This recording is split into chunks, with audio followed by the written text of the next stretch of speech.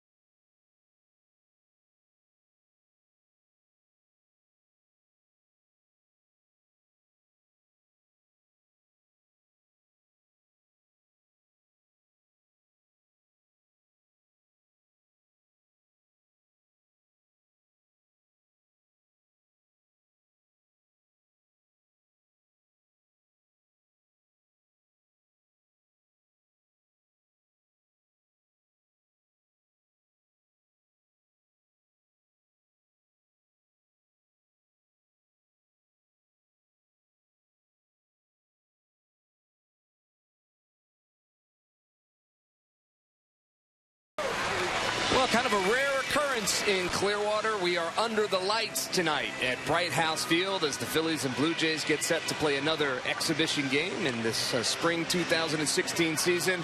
Nice crowd on hand for what is kind of a rare occurrence down here in Florida. Well, tonight's starting lineup is brought to you by Xfinity. Xfinity X1 will change the way you experience TV. And starting lineup for the Blue Jays goes like this. Kevin Pillar will lead off, play center field, followed by Josh Donaldson over there at third base. Troy Tulowitzki bats third and plays shortstop. Michael Saunders is the left fielder. He'll bat fourth, followed by Martin Ceciliani, Casey Kochman, Brian Goins, and the pitcher, Marco Estrada, will bat ninth. And they will be facing Phil's opening day starter. Jeremy Hellickson will make 2 more starts, including this one here in spring. This is his 3rd start. There you see the numbers, 0-0 with an ERA of 1.29. And Matt, we talked a little bit about it in the open of the broadcast, but Hellickson has been very good for the Phillies. He continues to progress with each start that he's had down here, and he's got the exciting news earlier in the week. Yeah, it seems like he's a lot more comfortable now on the mound. You know, his first outing, 2 innings. Threw 5 innings last time, threw very well. Take a look at the scouting report, 92, 95 mile-an-hour fastball. Will sit around 93, has a tremendous changeup. Last start, 5 innings, no earned runs, hit 6 punch-outs and 3 walks. He's feeling a lot more comfortable on the mound as he's getting his feet wet. And he'll throw to Carlos Ruiz tonight, who gets the start behind the plate for the pitchers. And there you see skipper for the Toronto Blue Jays. His 2nd season with the Blue Jays. Leading off is Kevin Pillar, the center fielder for Toronto. You see Pillar's numbers, spring training numbers, 262, no home runs, 3 RBIs for him so far. He will be their starting center fielder. And their everyday leadoff hitter. He's got some speed as well, some good numbers from a year ago. And we're underway here at Bright House Field. First pitch to Pillar is a little bit outside and low for a ball. It's 1-0.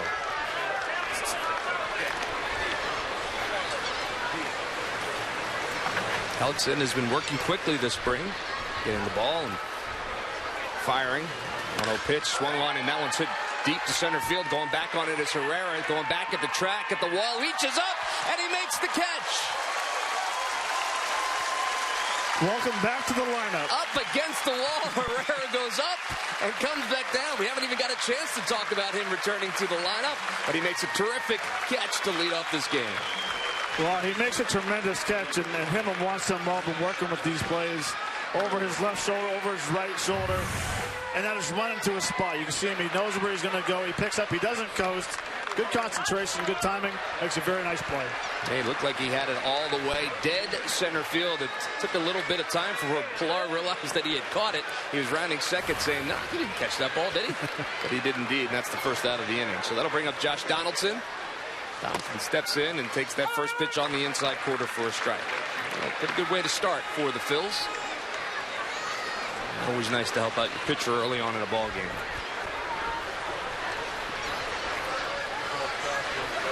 The 1 pitch to Donaldson's in the dirt. It's 1-1. What a season this guy had a year ago. 158 games, batting .297, 41 home runs, and 123 RBIs for Toronto.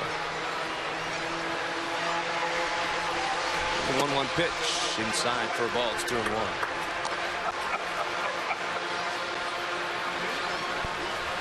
There was a lot of talk when Josh Donaldson came to Toronto about hitting in a hitters-friendly ballpark, leaving Oakland A's, knowing that he can drive the ball to right field, left field. Man had a tremendous year last year. 1 pitch inside for a ball. It's 3-1.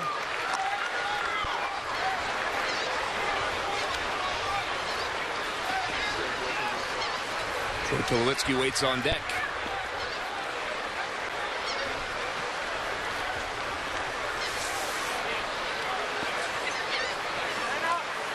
Time is called. Donaldson steps out of the box as Hellickson and Ruiz try to get on the same page.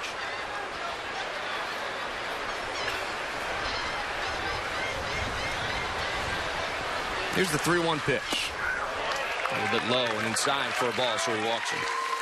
So Donaldson is the first base runner tonight, and that'll bring up Troy Tulowitzki.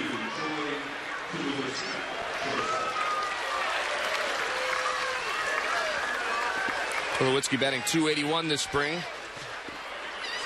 4 home runs and 10 RBIs. He got a little bit of a scare with the Blue Jays the other day when he took a pitch off the hand, Bartolo Colon, on Wednesday's game, and but after being checked out, he was cleared to play. Back in the lineup tonight. So Donaldson leads off first. It's fouled straight back. Let's just say it's a good thing that you got hit by Bartolo Colon fastball in 2016 compared to 2007. Probably would have broke his knuckle and his wrist and everything. That's a solid point.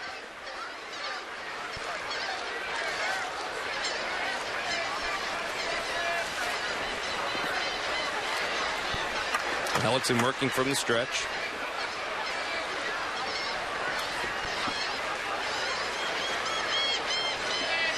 The 0-1 pitch. A little low for a ball. It's 1-1. Tulowitzki said he feels he's very comfortable now in a Blue Jays uniform. Came over last year in the trade, somewhat shocked when he got traded from Colorado, but he says now he feels like he's at home. There's no pressure on him. He's relaxing, going out there every day, and he knows what to expect. 1-1 pitch. That one's lined down the left field line, and that's going to be in for a base hit. Up against the wall. Picking it up it is David Lowe, but Donaldson will cruise into third, and Troy Tulowitzki is standing up at second base with a stand-up double. So 2 on now with 1 out here in the first.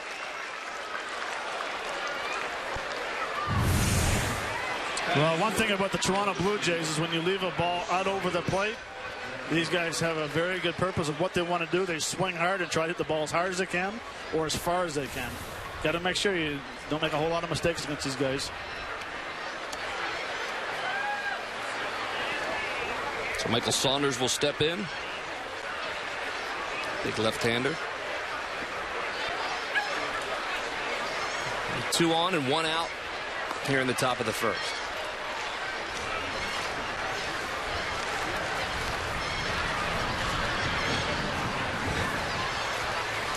First pitch to Saunders on the outside corner for a strike.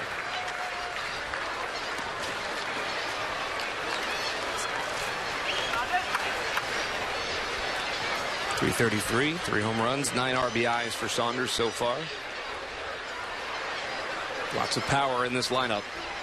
He's one of the guys that can deliver it.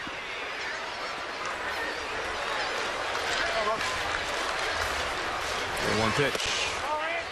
Put inside and high for a ball. It's 1-1.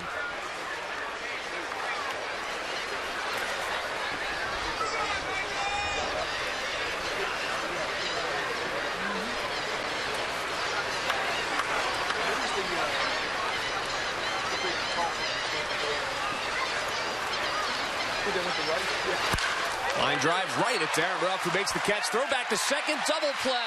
Troy Tulowitzki was off of second base. Darren Ruff made the catch, and he had no chance to throw over to second. And that is the double play to get Jeremy Hellickson out of a little bit of trouble. So we'll head to the bottom of the first. No score. The Cadillac you want is now within reach at family-owned.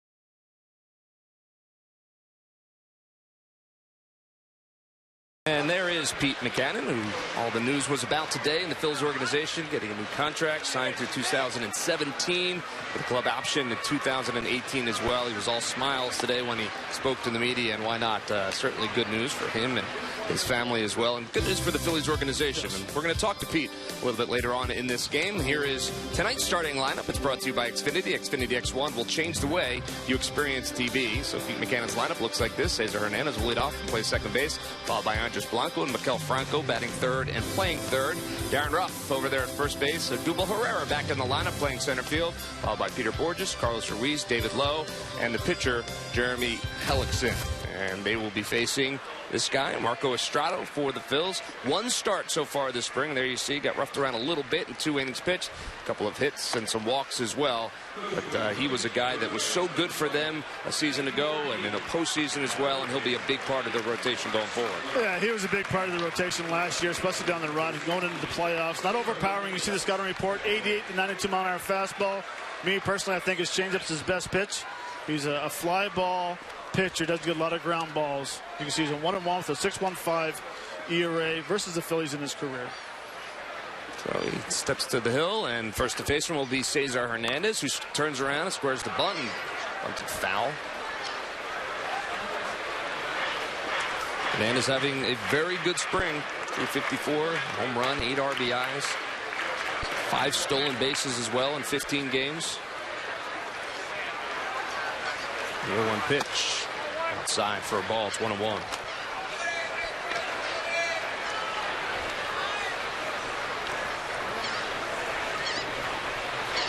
Estrada working quickly. The 1-1 pitch. Swing and a miss. 1-2. One thing you're going to see tonight with Hellickson and Estrada, almost identical pitchers. Throw about the same velocity, 92 will max out, but their bread and butter pitches are changeup. Very good changeups on both sides. Elevated fastballs.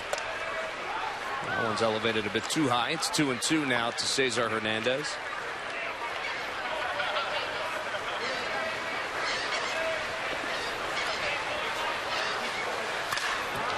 Line foul, and we'll do it again. It's 2-2.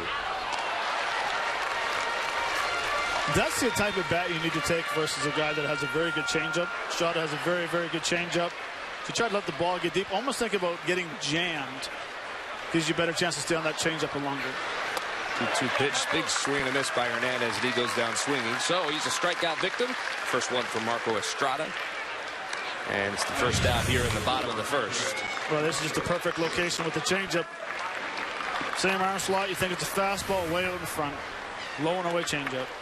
That's why you need to back it up a little bit and almost think backwards versus this guy. Let's think soft with 2 strikes. And hopefully he just fell off a fastball. Well, Andres Blanco steps in and grounds that one back up the middle to Lewitsky to his left. 2 outs. Easy play for Troy Tulowitzki.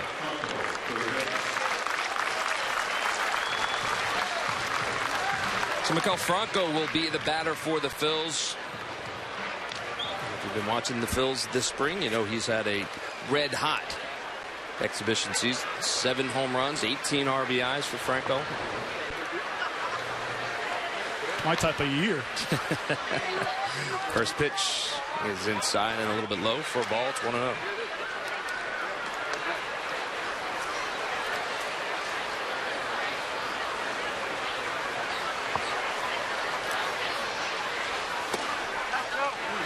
Outside, 2-0 to Maikel Franco. Yeah, you know, the big question will be, can he carry it forward, bring it up north, and continue to swing the bat the way he's been swinging down here.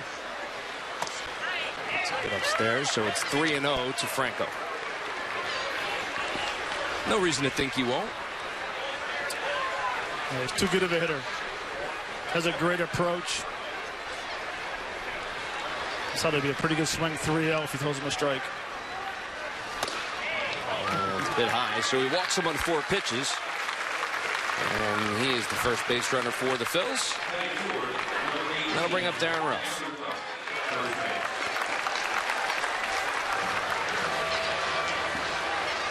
Ruff getting the starting gig down at first base tonight. Batting .268 this spring. 3 home runs and 11 RBIs.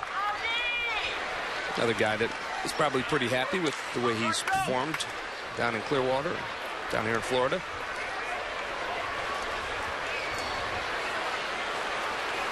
I think what's impressed me a lot is his defense. I mean, everyone knows he can hit, but he's got very good hands for a big guy at first base. Good range. Caught that rocket to end the top of the first inning.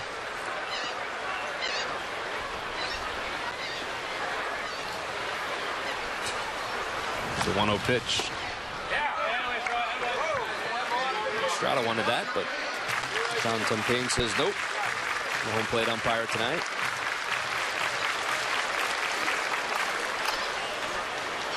So it's 2-0 now to Darren Ruff. Odubel Herrera will wait on deck. 2 outs here in the bottom of the first. That's a little bit high for a ball, so it's 3-0 now to Darren Ruff.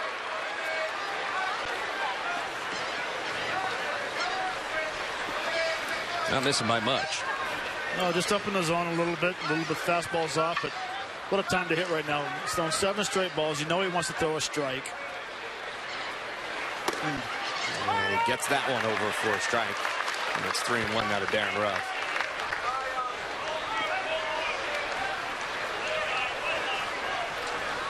So Franco leads off first. He walked.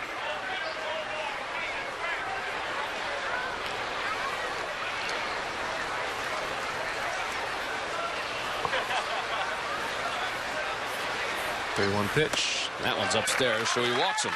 Back-to-back walks for Marco Estrada. Have the Phils with runners on first and second with 2 outs. And that'll bring up Odubel Herrera. He gets a nice hand from the Clearwater crowd. It's been a little while since we've seen Odubel Herrera. And what a catch he made there in the top of the first to help out his pitcher, Jeremy Hellickson.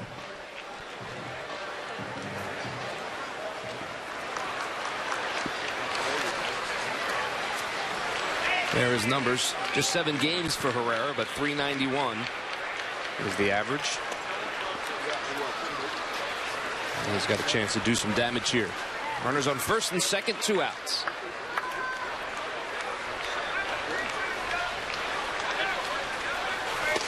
He swings through that one. It's 0-1 to Odubel Herrera.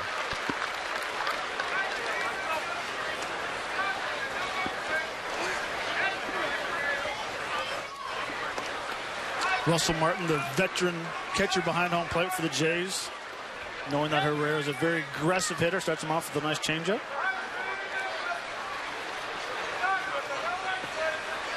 Runners lead off first and second. Here's the 0-1 pitch. That one is hit off the end of the bat, lined out of play. So it's 0-2 to Odubel Herrera. And tonight's umpires, Jonathan Payne behind the home plate. Bob Davidson over there at first. He's the crew chief. Eric Cooper at second. Phil Cuzzy down there at third tonight.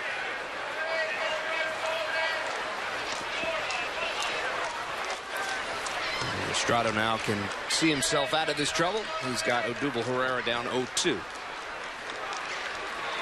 Here's the 0-2 pitch. Swing and a miss, and he got it. So he gets Herrera swinging for out number 3 here in the bottom of the first.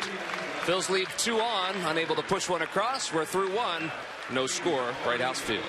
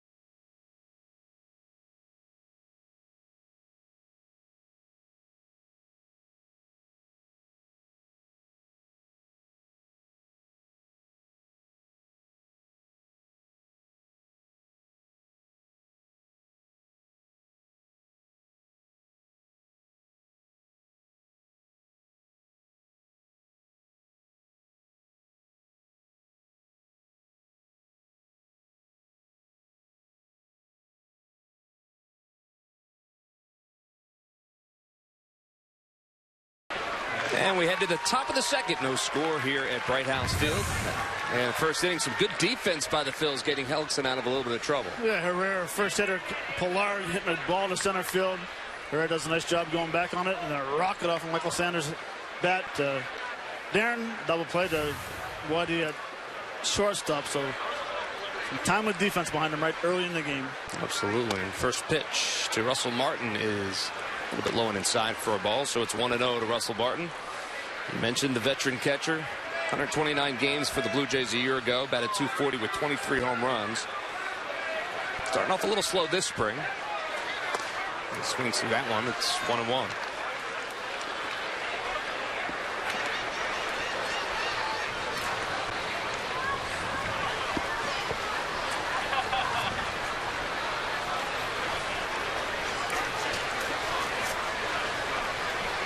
They had a handful of guys with more than 20 home runs a year ago. More than a handful.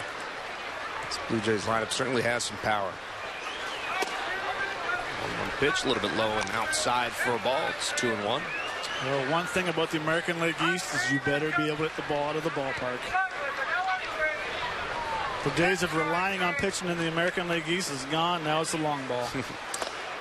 Swings through that one. It's 2-2 now to Russell Martin. And of course, Encarnacion, who has been battling some injuries during spring. He's got that abscess tooth that has kept him out of the lineup, also an oblique strain. So, but he's certainly a guy that can call third strike. Nice pitch by Jeremy Hellickson as he sits and watches that one go by. So another first strikeout for Hellickson. Don't forget, Monday, April 11th at 3:05, it's Nemours opening day. Phillies commemorative opening day cap is free to all fans at the ballpark. And the Padres come to town April 11th through the 14th. Monday, April 11th, 3:05, opening day. Order now your tickets at Phillies.com. So the first strikeout victim is Russell Martin for Jeremy Hellickson, and in steps Darryl Ceciliani. First pitch to him is a little bit low for a ball. It's 1-0.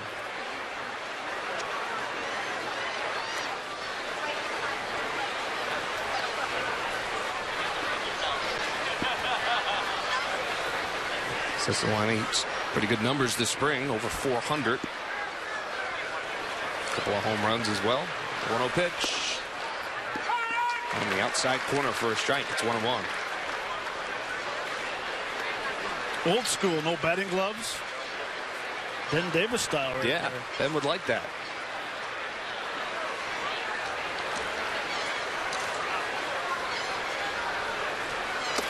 And that one's in the dirt. It's 2-1 to Darryl Ceciliani.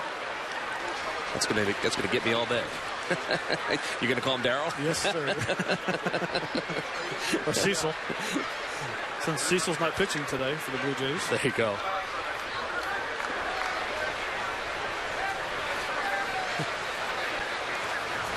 Two-one pitch. Big swing and a miss. It's 2-2. Ceciliani, 39 games with the Mets last year. We got at 206. Great location with this changeup. 2-1 hitters count. Pitching backwards. Fastball count. 2-1. You throw a changeup. 1-2 count. You throw a fastball. Just missed. The count is full. I think Hellickson thought he had back-to-backers there.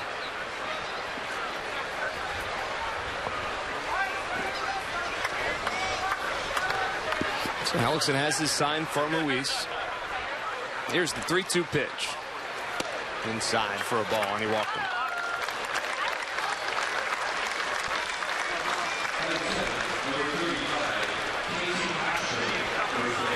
You talked about the power in the AL East. Well, there you see it. These are the home runs last year in the American League, team highs, and well, the Blue Jays, of course, the Orioles, the Yankees, all right there from that division. 232 home runs a year ago. The Astros a little bit surprising with 230 on that list, number 2. A bandbox. Well, yeah. But well, Seattle with 198. Yeah. It's like the Grand Canyon up there. Well, Ceciliani is down there at first. He walks, so Casey Kochman is the batter. First baseman for the Blue Jays. One out here in the top of the second. It's on the outside corner for a strike. It's 0-1.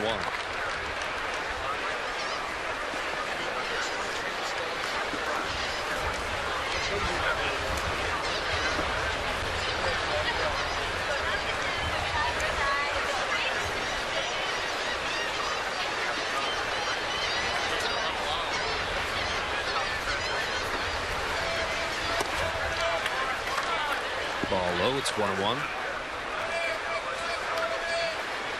So it's 1-1 now to Casey Kochman.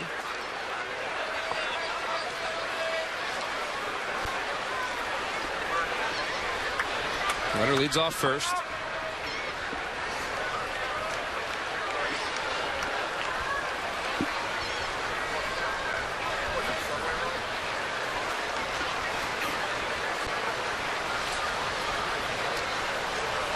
There's the 1-1 pitch. On the outside corner, called strike. It's 1-2. Good fastball, good location right there. I'd like to see him start throwing a few more fastballs just to get in a rhythm of being able to pound the strike zone. We know when he needs to throw a strike, he can throw with a curveball and a change, but he's going to have to sooner or later find the strike zone with his fastball.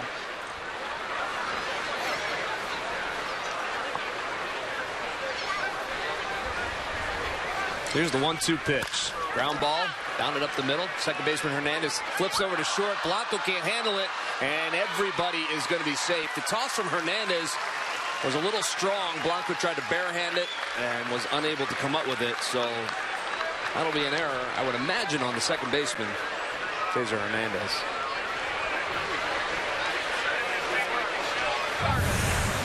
He was kind of caught in between. See, surprised Blanco with that toss. Yeah, he was a little close. Instead of maybe doing an underhand flip, he kind of did the sidearm missile to Whitey. That's shortstop. All right, so that'll put runners at first and second with one out. And Ryan Goins will step in on the left side for the Blue Jays.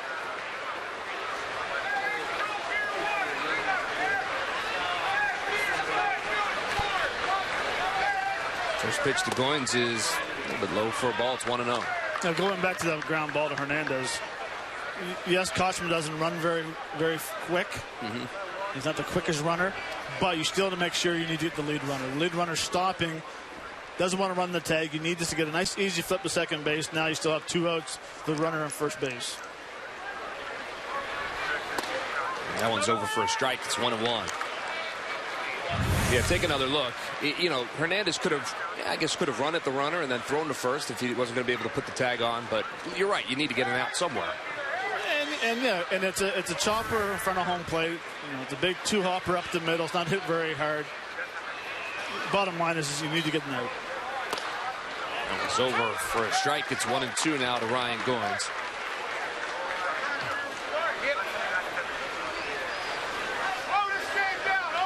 Marco Estrada waits on deck, so Alex can see himself out of this if he can bear down on Ryan Goins with 1-2 now.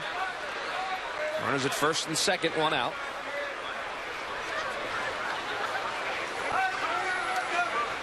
It's the 1-2 pitch. Just outside for a ball. It's 2-2.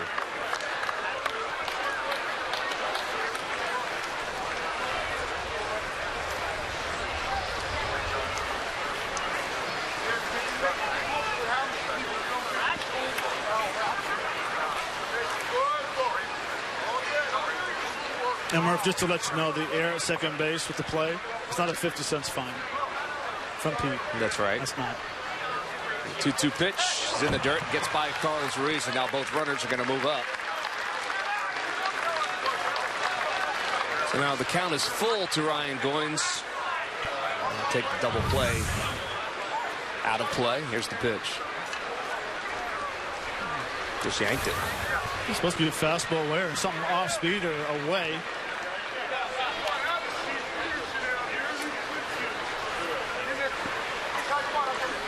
A wild pitch on Jeremy Hellickson. So the count is full now to Goins. Runners at second and third.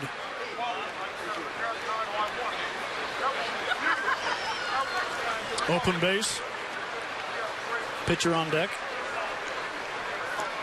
For a nasty changeup or curveball. 3-2 pitch. Just outside for a ball, and he walked him. So the bases are loaded now for the pitcher, Marco Estrada. They have him loaded without a hit here in the top of the second. Ceciliani, he walked. In case Kochman was safe on the error, and now the walk to Goins has him loaded. 1 out. And Estrada will step to the plate.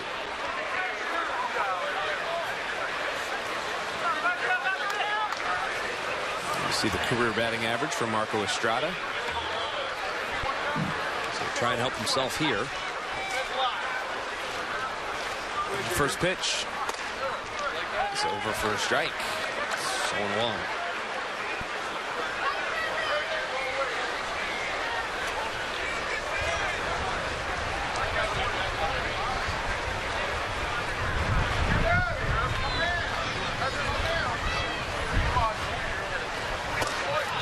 Over the outside corner for a strike, so quickly ahead of Marco Estrada, 0-2.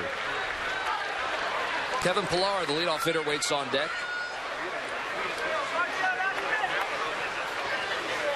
You see the pitch count for Jeremy Hellickson. Dead even, balls and strikes. The 0-2 pitch. Called, third strike, and Marco Estrada knew it. Never took the bat off his shoulder, and that's the second strikeout of the evening tonight for Jeremy Hellickson, and that's 2 outs here as the top of the order comes back up. Well, you won't get an easier strikeout right here. You got an American League pitcher hitting who actually knows how to hit a little bit. A little bit. He can handle the bat, played for a few years in Milwaukee, but has not swung the bat this spring training because of their American League team And it has still not swung the bat. And probably will not swing the bat. Well, that'll bring up Kevin Pillar, who hit a rocket to dead center field, and a great catch by Odubel Herrera for the first out of the ball game. So with bases loaded, Ellickson works from the stretch. That pitch is over for a strike. It's 0-1.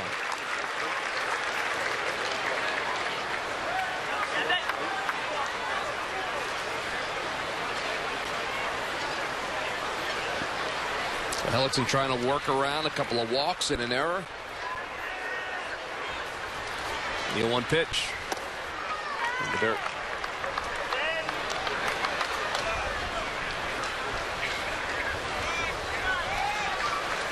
Pillar's not really your typical leadoff hitter. Last year he had 625 plate appearances, 28 walks. And 1 pitch. Swung on. Around is fisted out to shortstop. Andres Blanco is there, and he makes the catch. So, once again, Ellickson able to work out of a jam. And we are through 1.5 innings. We still have no score here at Bright House Field. Phillies general manager Matt Klentak will join us after the break.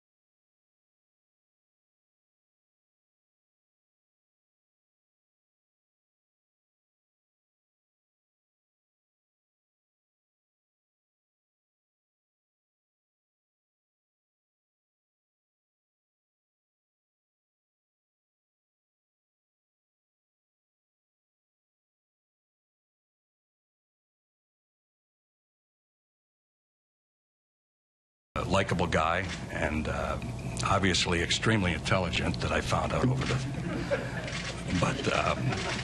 But it was a process you go through. You know, I didn't want to overdo it. I didn't want to.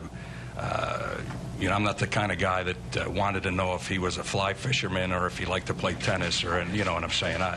I'm just going to be who I am, and I'm sure that's the way he is. And I'd rather be hired on who I am rather than someone I want to try to be. I'm going to be myself. And that is exactly what he has been, and he was named Phil's interim manager back on June 26, was Pete, then named the full-time manager on September 22nd, and today, the news that we told you right at the top of the broadcast, agreed to a new 2-year contract today, and the extremely intelligent general manager of the Philadelphia Phillies joins us now. Matt Klentak is here. Thanks for being with us, Matt. And congratulations. It's an exciting day anytime you can lock up a manager like that. Yeah, it is. And you know what? The truth is, Pete really deserved it. He has, really from the day I got here and the 47 years before that, but since the day I got here, he has been just a joy to work with. Our relationship has continued to grow and grow all offseason, and it's really just culminated here in spring training, where he has done everything that we talked about all offseason in terms of helping to build an environment, and this was the right time to make this move. Peter Borges leading off the bottom of the second for the Phils. Takes that one in the dirt. It's 1-1. You know, you talked about the timing, and I know you were asked about the timing. You know, here as spring is coming to a close, was it just about letting Pete know that you have confidence in him as Borges hits that one, base hit in the left field? Confidence in him going forward? You didn't want to have to think about the contract situation? Yeah, that's a big part of it. Again, I don't know what more Pete could have done or needed to do in my mind. I wanted to get a chance to know him, you know, and whether I've done that, whether we made this decision, you know, today or a week from now or a month from now or 2 months from now, this was going to be the same decision regardless. And ultimately, you know, when I thought through it, I said, let's just do it now. There's no reason to wait. Carlos Ruiz steps in. Or just a big lead off at first. This ball's in the dirt. I've been impressed with Pete in this spring training. The man's been around baseball for 47 years, and he has so many things in his brain that he wanted to put in towards the spring training. I thought this is one of the best spring trainings I have seen personally in a long, long time in baseball. And And signing him, I think, was a tremendous move because he knows the game. He has a lot of energy. The question is, did he fine you yet 50 cents? Have you got fined? I haven't. I'm sure I deserved it. But no, he at least he hasn't told me that yet. But I couldn't agree more. And Matt, what you said, I've heard so many people say something similar to that about this year's spring training and how it's different and there's just a different energy level to it. And that's what Pete's all about. That's what we talked about all offseason. And again, he's the one that's putting it into practice. He and his staff. I shouldn't, I should make sure I'm complimentary of his staff too because they've been awesome. But that's the reality of it. I think Pete, like you said, he's got 47 years leading up to this. He earned this, and now he's going to do it his way, and I'm really pleased with it. Borges on the run as that one is fouled back, so it's 1-2 now to Carlos Ruiz. And Borges heads back to first. Man, I would imagine that when you, well, obviously you had designs on being a general manager. You get your first general manager's job, and you probably have in your mind what it would take to be a manager for you, the kind of guy that you were looking for. And then you come in a situation where the manager is here. How quickly did you figure out that Pete was that guy for you? Yeah, I mean, it's sort of evolved over the course of the offseason. The biggest thing that I would look for in a manager is just the communication skills. Yeah. And it's not just the communication skills with me, though that's a big part of it, but it's the way that they communicate with the players, with the staff, with the media. I mean, that's probably first and foremost the most important characteristic of that job. And over the course of the offseason, I started to see, just through my conversations with Pete and interactions with him, both at the organizational meetings and the winter meetings, I got a sense for what he was like in the offseason, but it wasn't until we got to Clearwater that I was able to get to know him on a more day-to-day basis. As you guys well know, we're here early in the morning. We're here every day for 6 straight weeks, almost 7 straight weeks. We give a chance to spend a lot of time together. And, again, as I've said before, I think what he has done exactly what he said he was going to do, and it's been really effective. Carlos continues to foul some balls off, giving some souvenirs to the fans here. So take us through the process, because it happened pretty quickly once you made the decision in your mind that you were going to approach Pete with the idea of ripping up the contract and giving him a new 2-year deal. How did it happen? What was the process, and what was Pete's reaction when you brought it to him? Ultimately, once I got to him, it was a pretty simple process. I approached him earlier in the week. We had a good sit down, just talking about the things that have been going very well, sort of the way we communicate, the way camp has gone so far. And I ultimately just told him, I said, Pete, I think I'd like you to be here for the long haul. I think let's tear up your deal. Let's do a new one. Let's extend you, and let's build something together. And that's ultimately how it came about. Naturally, he wanted to talk about it with his family and take a little bit of time to just do the right thing on a personal level, but ultimately it was not a long drawn out conversation. He was in really from the first minute, which is what I expected. Yeah, you would expect that. He said that today at the press conference. David Lowe's the batter for the Phils with 1 out. Carlos Ruiz, strikeout victim. Throw over to Borges, and just back at first base is Peter Borges. Well, so far, what thoughts on spring training? You have to be happy with what you've seen, pitching wise, offensive wise, defensive wise. Yeah, really across the board, Matt. I mean, our record reflects that, and I'm mindful of the fact that they're spring training games, but it is still important to win. I don't care what level we're talking about. Winning is better than losing. So, and tough one hopper right there for Casey Kochman, who tries to apply the tag, but out of the baseline is David Lowe anyway. So the out is recorded down there at first. That was a hot shot. Nice play by Kochman down there. Rather, Peter Borges moves up to second. That's 2 outs. But I think, I think, again, we talked about this in the context of Pete Buchanan, but, the energy in camp, just the way that we've played the games with taking extra bases and forcing the opposing team into making mistakes and squeezing, and just the style of play that we've had, I think has been really positive. Yeah. And that's something I've really enjoyed. The camp has had a blend of young first-timers in big league camp, that many of whom have been sent out already, and also the veterans that we brought in. There has been a nice blend of players, and it's really mixed well, again, largely thanks to Pete and his staff. Jeremy Hellickson steps in. 2 outs here in the bottom of the second. We're speaking with Phil's general manager, Matt Klentak. First pitch to Hellickson is a little bit high for a ball. It's 1-0. We talk about a guy that was brought into the organization and seems to have, since day one, fit right in, is Jeremy Hellickson, and he got some pretty great news this week as well. Excited to be the opening day starter, and certainly a nice honor for him. Yeah, I think he's deserved it. He's had a nice career. He's pitched in big spots before and never had the opening day nod, but I think he's the right man for it this year, and I think he'll do a great job. And of course, the decisions continue to have to be made. There's about a week left in spring training, and about a week and a half before the regular season gets underway. Still some decision making, she said today, as the snap throw goes back to second, skips into center field. Peter Borges will move up to third. My guess is we'll probably use every bit of the time that we have to make those final decisions. That's sort of the nature of spring training. But yeah, we've got a really good battle going on with our starting pitchers, and that is from a general manager's perspective, that's about the best problem you could hope to have. Absolutely. We're not going to have that every year, but right now we feel pretty good about the decision we have to make in that area.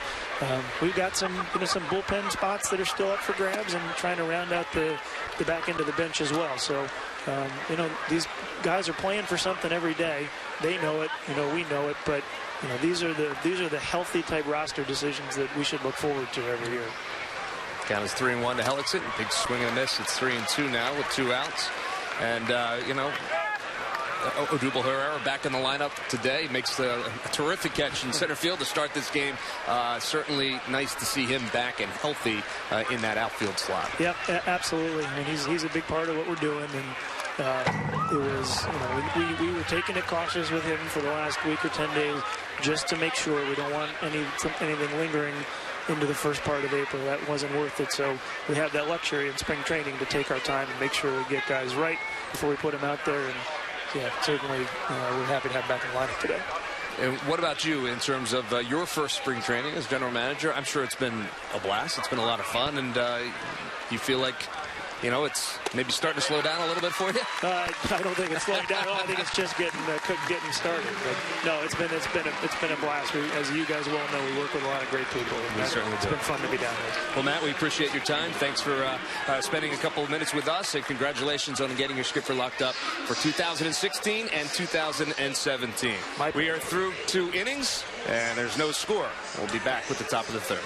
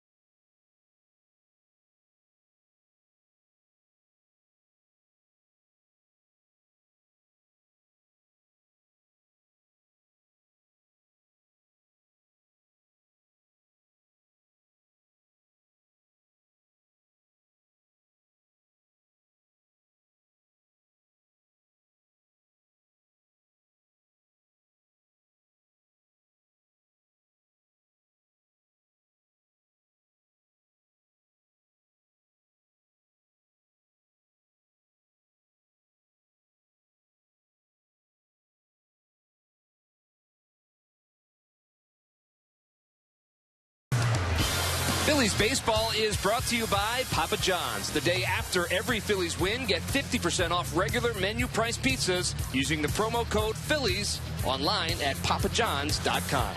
And by WB Mason. You can't go wrong when you buy right. Top of the third. Beautiful night in Clearwater after what was a crazy rainy day in Clearwater. Some pretty violent storms moving on through, but have gone through and are gone now. And clouds are starting to break, and it is a really nice night as folks are enjoying night baseball here at Bright House Field. Great night to hit. Well, this guy can do that. I guess that every day. I think you do say that every day. Every day is a good day to hit. Yeah. Josh Donaldson will step in. He walked in his first plate appearance. And his first pitch swing lines that one back. Now play, it's 0-1 to Josh Donaldson. Interesting conversation with Matt Klemtak. You know, I found it very interesting that he knew pretty quickly that you know, Pete Mackanin was his guy. He was he used the word environment a couple of different times in both his press conference and with us. The way that Pete has set up the environment, and it started last year, as that one goes a little bit low, inside that clubhouse, out on the field as the manager. He just, well, he really liked it. He was impressed by it, and he knew he had seen enough. Yeah. I think that's important. Look, there's no worse feeling than having a manager walk into a room and not say hello or say boo or anything to you. You have no idea if he's angry at you, if he's happy the way you're playing. You know, and it's so important to have a player's manager. And I don't mean play cards together or sit in the back of the plane together and drink a glass of milk or whatever. But you know, the bottom line is to have the communication. And that's all it's about, is communication. You can see just by looking inside the Phillies dugout. It's a loose group, which is always fun. Big swing and a miss by Donaldson. It's 2-2 now to him. And you're right. You know, it's important that Pete has that communication with the players. And, you know, we've gotten a chance to be around him for, well, the last number of seasons as, you know, bench coach and third base coach here with the Phillies organization. And he's a lot of fun to be around, and the players enjoy it. 2-2 pitch, line shot in the left field. And that's in for a base hit. David Lowe gets over to it quickly, so that'll be a single for Josh Donaldson. Hey, don't forget, Saturday, April 16th at 7:05, it's Turkey Hill Kids Opening Night. And Kids Pullover Jacket is free to all fans, 14 and under. It's Saturday at 7:05, and Nats are in town. Order your tickets right now at Phillies.com. Opening night pullover is going to be a hot item, guaranteed.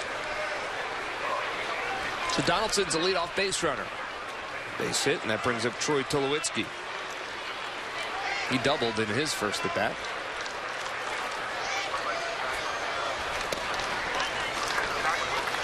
A little outside for a ball. It's 1-0 to Troy Tulowitzki.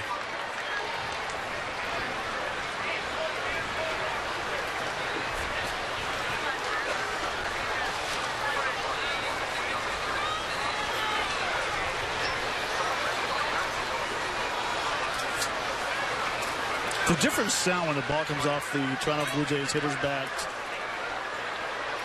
I would agree. Louder and crisper, you know. Over the inside corner for a strike. It's 1-1. And they certainly don't get cheated with their swings. We've noticed that over the last couple of years. Which you shouldn't. Which you shouldn't. You never did.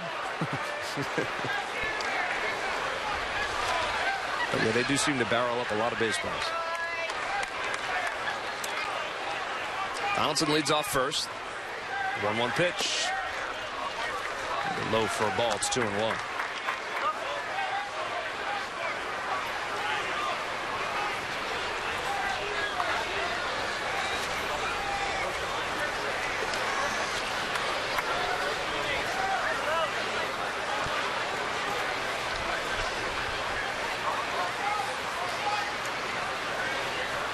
There's the 2-1 pitch. On the outside corner for a strike. It's 2-2. Good location for Jeremy Hellickson.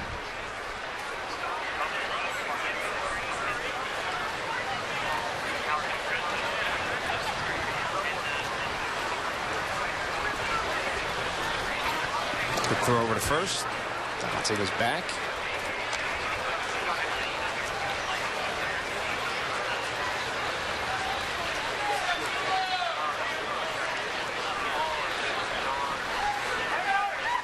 Time is called. Michael Saunders is on deck. Nobody out. Top of the third. Another quick throw over. Donaldson gets back again.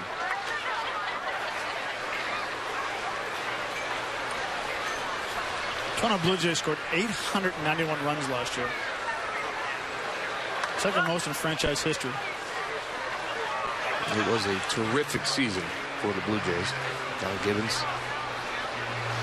2-2 pitch. Inside for a ball. It's 3-2.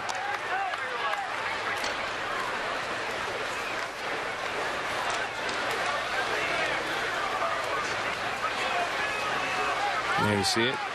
891. AL's well represented once again, but man, free and clear of the next team, the New York Yankees, with just 764. American League East, drop and drive. 3-2 pitch. Swung on. Fly ball, right field. Borges, a little bit to his left. He's under it, makes the catch. 1 out. And what I mean by drop and drive is that back leg collapses and you just elevate. Time and time again, they did that. Not that time as Tulowitzki flies out to right field. That'll bring up Michael Saunders, who lined out into a double play to end the first inning. Darren Ruff over to Andres Blanco at short.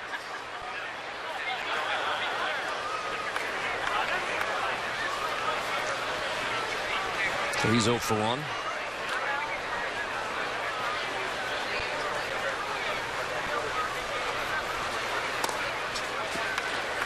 First pitch to Saunders, a little bit low for a ball. It's 1-0.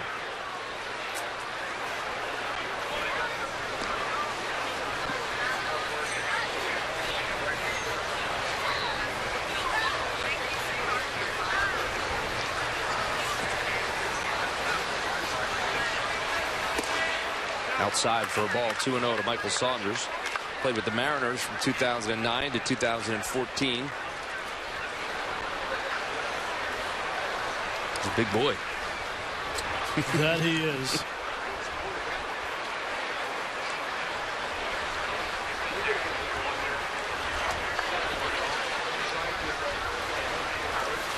Swings through that one. It's 2-1 now to Saunders.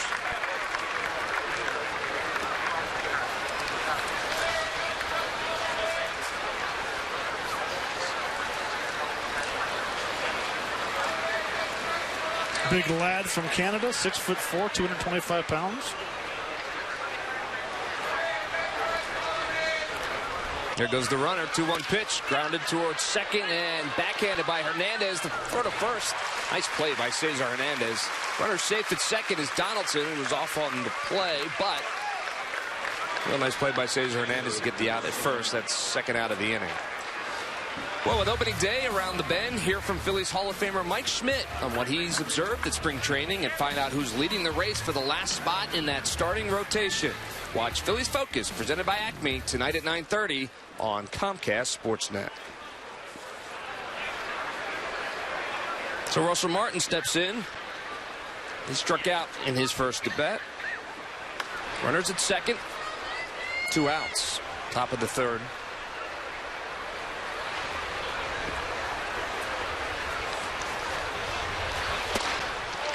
Inside for a ball. It's 1-0.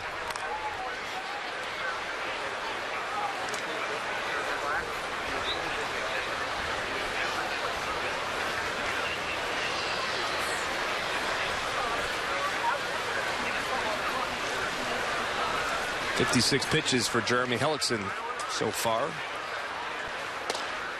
Finds the outside corner for a strike. It's 1-1.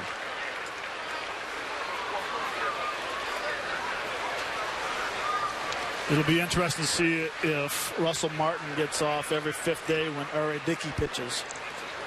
If that'll be the day he gets the day off. Coming off a career year of 23 home runs last year for the Blue Jays.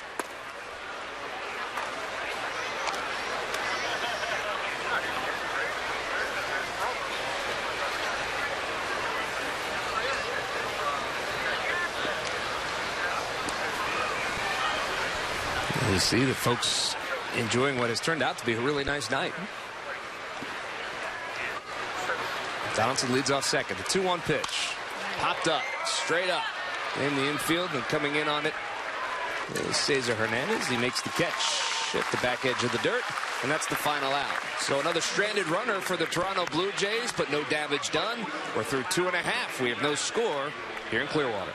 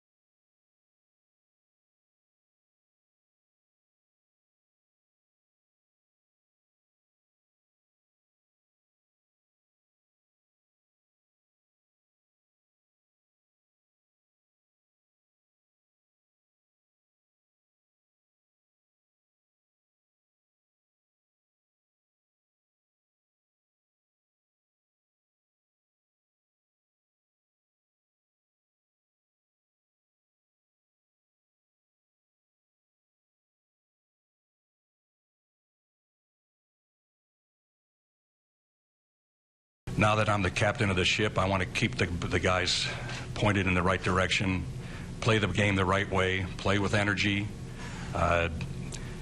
You know, when I was with the Phillies as the bench coach in 9, 10, 11, we won 93, 97, and 102 games. So I'm very aware of what it's like to be on a winning team. And that is exactly what everyone is kind of pointing towards as Pete Mackanin joins us now. First of all, congratulations, Pete. Thanks for being with us. And it certainly has been a pretty good day for you and your family. It's been really a special day. I'm thrilled and I'm flattered and really looking forward to it. You know, I just want to mention one thing. The last time you guys had the headphones on BOA, we scored 9 runs on 10 hits. That's right. So let's hope it's the same right here. Yeah, no pressure or anything, but I'm sure Larry will point that out if and when that does not happen in this inning. He already has. I'm sure he has. Cesar Hernandez will be the first to lead it off here in the bottom of the third. Well, we got the news at about 1:15 today that the contract was done. The old contract ripped up, and they had signed you through 2017 with an option in 2018. But the process started before that. So when did Matt first come to you and say that he was interested in making this happen? Well, a couple days ago, he approached me after we talked with some players and made some moves, and he asked if he could talk to me about something, and I wasn't quite sure. You know, you're always wondering, is this good or bad? Right. But it turned out to be real good, so I'm real excited. It's 0-1 to Cesar Hernandez. And ground ball towards shortstop Tulowitzki. He's up with it, and that's the first out of the inning. It was, I don't know if it came as a surprise to you, but were you surprised by the timing of it when Matt started to speak to you about it? Yeah, I was. You know, I had seen on the internet that there's a few other managers that they had their options picked up and extended, and I thought, you know, the thought occurred to me, but I wasn't concerned about it. I didn't want to worry about it. I didn't even want to think about it because I'm going day to day and just trying to get the most out of these players and let it take care of itself. Well, and you say, Pete, first of all, congratulations. And you want to get the most out of these players. You have to be extremely happy with what you've seen this spring training with the effort these guys are giving you. Without a question, Matt. You know, the guys have been playing hard. You've heard about my fine system, and we really haven't had that many. It's more missed signs than anything, but the guys have been playing with energy, hustling, taking the extra base. The base running's been outstanding. I didn't emphasize hitting at all. It was defense and pitching, and we've been hitting the ball really well this spring. Andres Blanco swings through that. It's 1-2 to Andres Blanco. The word environment was used so many times during the press conference. We just spoke with Matt here during the broadcast as well and talked about the environment. I know that was important to you when you took over last season and as you headed into spring training this year. Would you say that the environment is where you'd like it right now? Yeah, very much so. You know, there's 2 players on this team that have earned a lot of respect, and that's Chooch and Howard, and the rest of the guys, no matter whether they played a month in the big leagues or 2, 3, 4 years in the big leagues, they have to earn that right. And I want all these players to know that they have to earn that. They have to do everything the proper way. They have to play hard. They're going to make the trips. I'm not going to extend any courtesies to anybody else to not make the long trips, because they have to realize that at some point in their career, it'll come to that if they're good enough. Ryan Goins makes a nice catch on Andres Blanco down the first baseline, so that's the second out of the inning. We're talking to Pete Mackanin, Phil skipper, who signed his new contract today. First pitch to Maikel Franco is over for a strike. It's 0-1. Also, the other thing that struck me during the press conference today, Pete, was talking about communication skills. And that's something I know that you have always possessed and that you've always considered a very good strength of yours, both as a coach, as a scout, and as a manager as well. Yeah, you know, you have to talk to the players. You know, I remember back in the day when I was playing, and it seemed that on certain teams, if you weren't playing well, the coaches kind of avoided you. The manager didn't have much to say to you. They kind of, for a number of reasons, one, which they didn't want to approach you because they didn't think you'd be in the mood to talk, or for, you know, a player sometimes takes it as if you're in the doghouse. But the guys who are doing well know they're doing well. They're happy. The guys who aren't doing so well, you have to pump them up. You got to make them think that they're doing a good job, and they will do a good job. So that's a big part of it. Yeah, and I agree 100%, Pete. I think it's very important that you have and then I could talk to Matt about it. A player's manager, not a guy that's going to sit down and drink, play cards and come back to playing. But the communication skill is huge. Matt said you wanted to talk to your family before you made a decision. What'd that take, about 2 or 3 minutes? Yeah, I said, Matt, he said, Pete, you don't have to sign it right away. Just read it. That away. That's 8 more to go. You know, that's one of the things that didn't take me long to decide. I was very flattered that Matt felt strongly about making this decision, and it didn't take long at all. I was really excited. It didn't take long for that pitch to be delivered over the fence by Maikel Franco, his 8th home run of the spring and his 19th RBI. Phil's take a 1-0 lead. Well, I got to ask you about him right now, Pete, as you give him a fist pound. Man, he has been fun to watch, and you know, we were just talking about his ability now to take this into April and May and June and keep it going.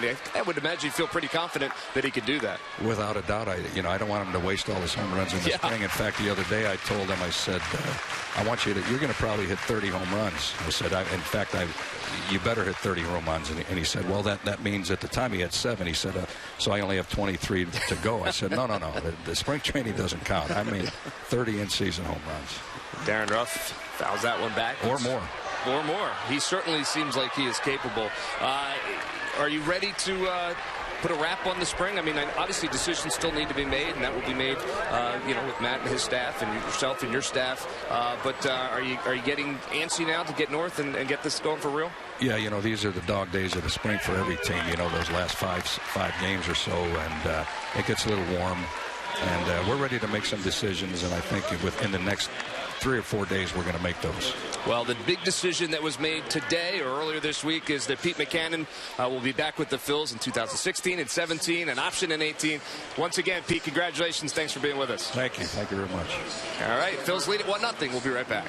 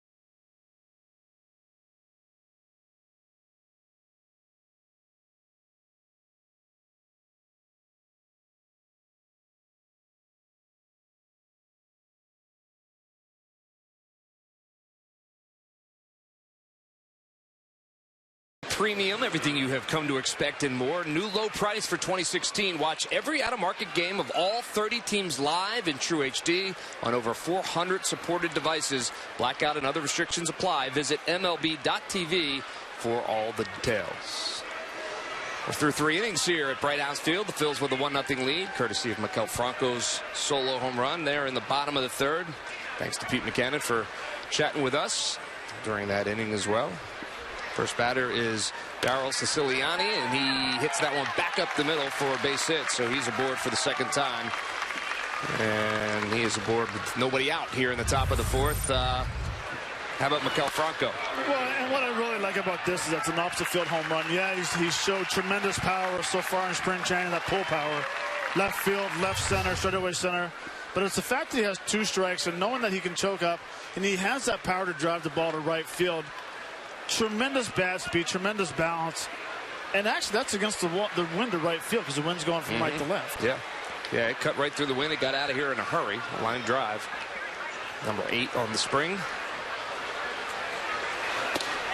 Casey Kochman steps in and takes that one over for a strike. It's 0-1. And that's a home run where you hope that the younger guys, younger players, realize I don't need to pull every ball to left field or right field for home runs. I have that power. I have the ability. If I think big part of the ballpark, left center, right center, a lot of good things happen. Siciliani leads off first. Pitch to Kochman is a little bit high and outside for a ball. It's 1-1. Well, he's been hot. He's been hot all spring. He remains hot. This is Maikel Franco. That is good news for Pete Buchanan and his lineup.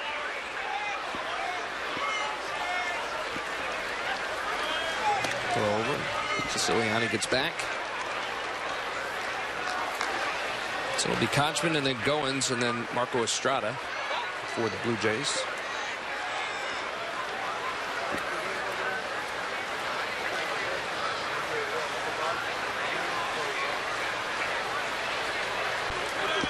Throw over.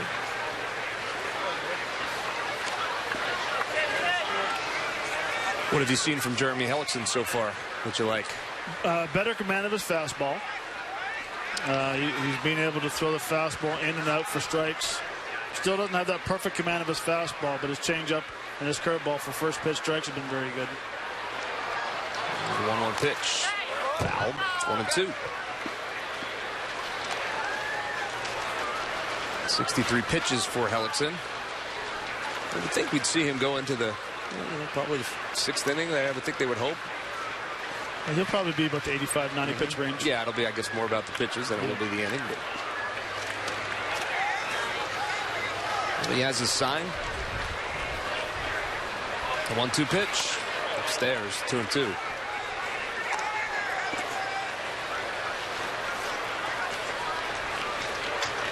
Kochman was safe on an error back in the 2nd inning. Got a little bit of a rally started for the Blue Jays, but they were unable to push anything across.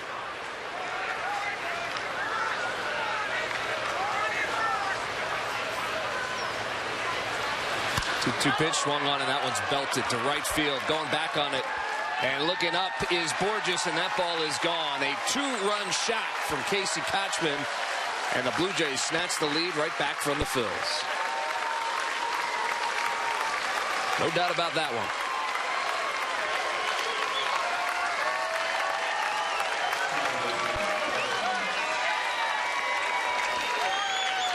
It's Kochman's first home run of the spring.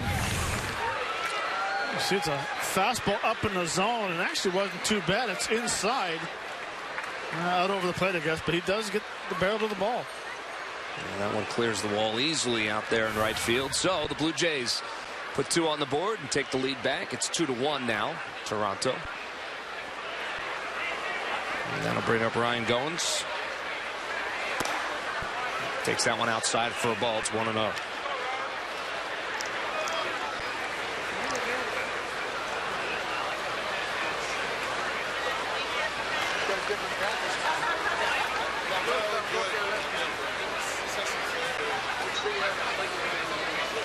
Here's the 1-0 pitch. On the outside corner for a strike, it's 1-1.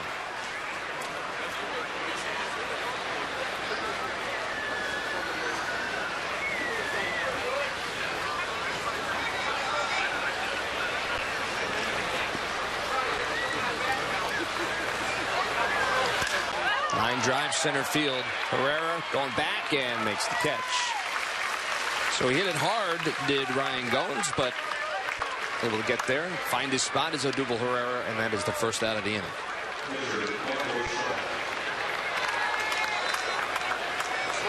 And that'll bring up Marco Estrada, the pitcher, who struck out on 3 pitches in his first at bat.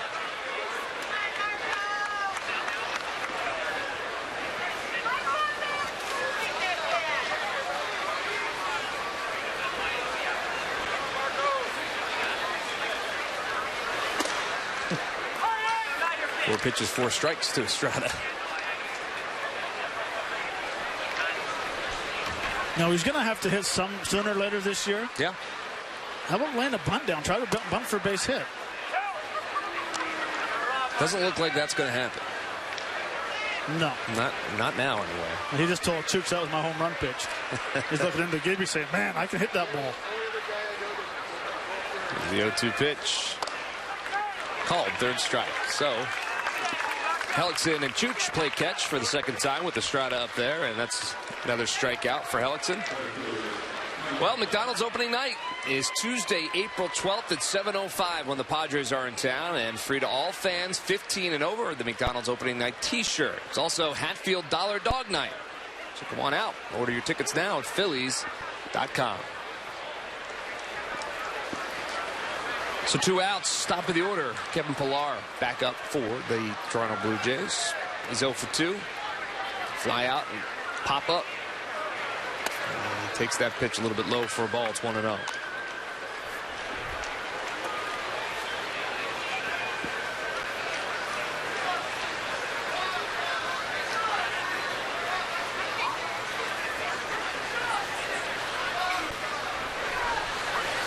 Big swing and a miss. It's 1-1.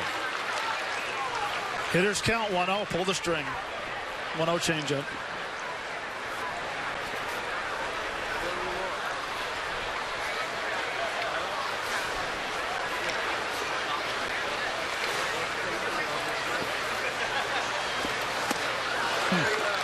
Back to back. It's 1-2 now to Kevin Pillar.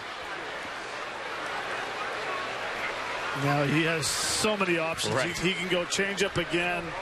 He can go elevated fastball because the hitter's thinking, okay, he's going to throw me a changeup. Change the eyes. And that one's in the dirt. So it's 2-2 with 2 outs.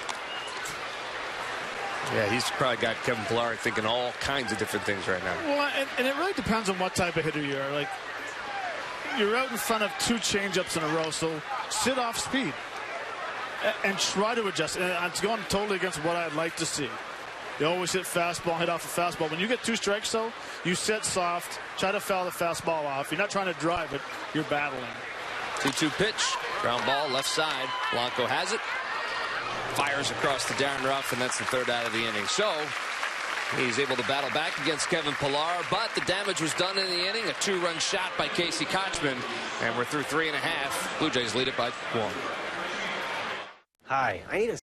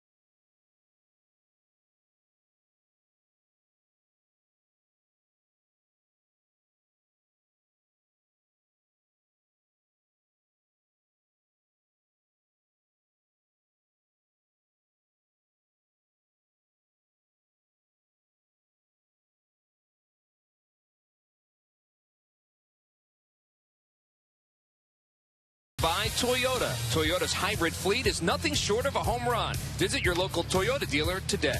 And by Xfinity. Xfinity X1 will change the way you experience TV. Head to the bottom of the fourth. Blue Jays with a 2-1 lead. Thanks to the 2-run home run by Casey Kochman. Phil's got a solo shot by Maikel Franco. Top half of the bottom half of the third, and then top half of the fourth, the 2-run shot by Kochman. And that's where we stand as we head to the bottom of the fourth, and Odubel Herrera will step in for the Phillies. He struck out in his only at bat so far.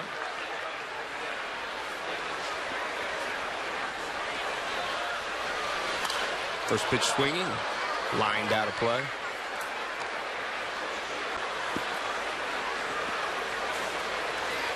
Some action in the Blue Jays bullpen. Pat Venditti. Is he warming up lefty or right? He's warming up lefty.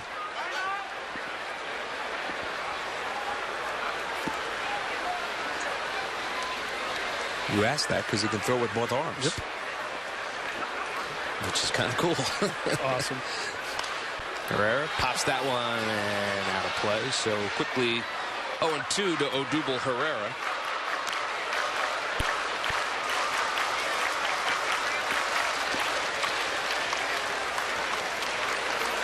I think it's safe to say that Odubel Herrera's timing's off a little bit. I was just going to ask you that.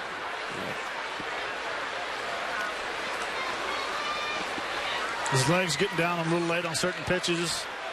Too early on changeups. And he swings through that one. Second strikeout of the night for Odubel Herrera, and he's the first out of the inning here in the fourth. So that'll bring up Peter Borges. He singled in his only at bat. Missile to left field.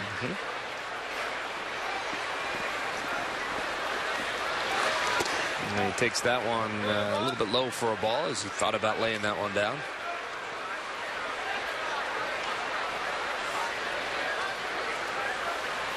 Which is a great idea. Now your corner infielders cheat. They come in a little bit. And that one is fouled down the right field line, slicing out of play. So it's 1-1. Yeah, get them thinking a little bit, get them moving perhaps. And they move in a little bit. And now you have a bigger hole between short. Right in here, they got the bigger hole where you need it to be. There's the 1-1 pitch. Check swing, foul. It's 1-2 to Peter Borges. Got to get that quick exit in the telly. That was good, yeah. So we should tell folks that we had a little bit of a telestrator disaster before the game. A couple minutes before the game, you pressed some kind of button. Me? Yeah, you. Oh, okay. And everything went haywire on the telestrator. 1-2 pitch, ground ball to a short. Tulowitzki has it. And second out. But thanks to our crew of dozens and dozens, they've been working feverishly to get it working, and it is back. And the czar of the telestrator 2.0, Matt Stairs, can play once again. So I know you're happy about that. And I apologize.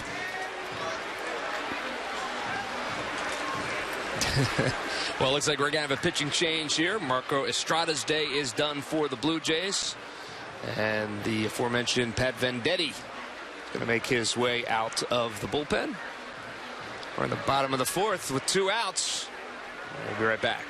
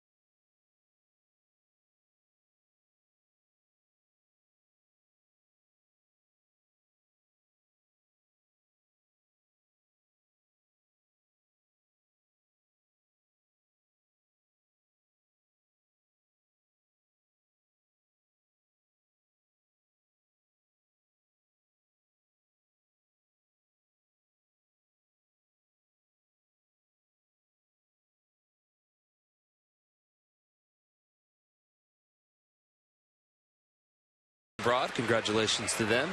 2-1, the Blue Jays with the lead. Bottom of the fourth, 2 outs, and the new pitcher for the Blue Jays is Pat Venditti.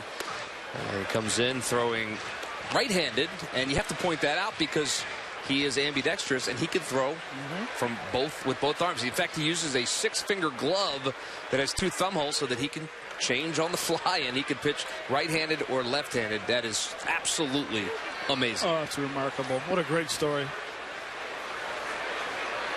Spent some time with the Oakland A's last year. And now with the Toronto Blue Jays. And then he's going to face Carlos Ruiz in the first pitch. From Venditti is a little bit outside for a ball. It's 1-0. And he throws both lefty and righty the exact same arm slot. 3/4. Foul straight back. It's 1-1.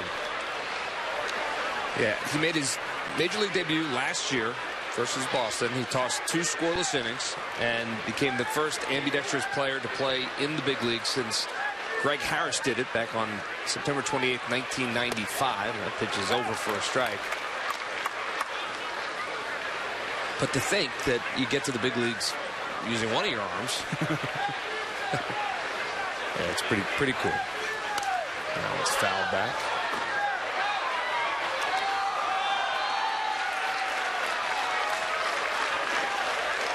He's not overpowering from either side. But as you see the first 4 pitches, everything he throws is knee high. He loves that slider. And another foul. I went past Mickey Morandini down there in the coach's box. Through the legs of the ball girl. Through the chair. It's not often you look in the media guide for a Major League Baseball player and it says bats and throws, and a lot of times it'll say, throws right, bats switch, whatever. Bats, throws, both, it says. 1-2 pitch. Popped up down the right field line, giving chase over towards the crowd and out of play. So Carlos Ruiz will get another chance. Siciliani ran out of room down there on the right field line.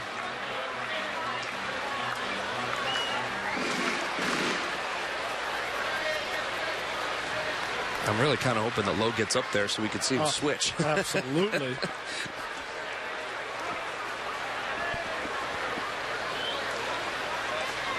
One-two pitch. Ground ball towards Tulowitzki.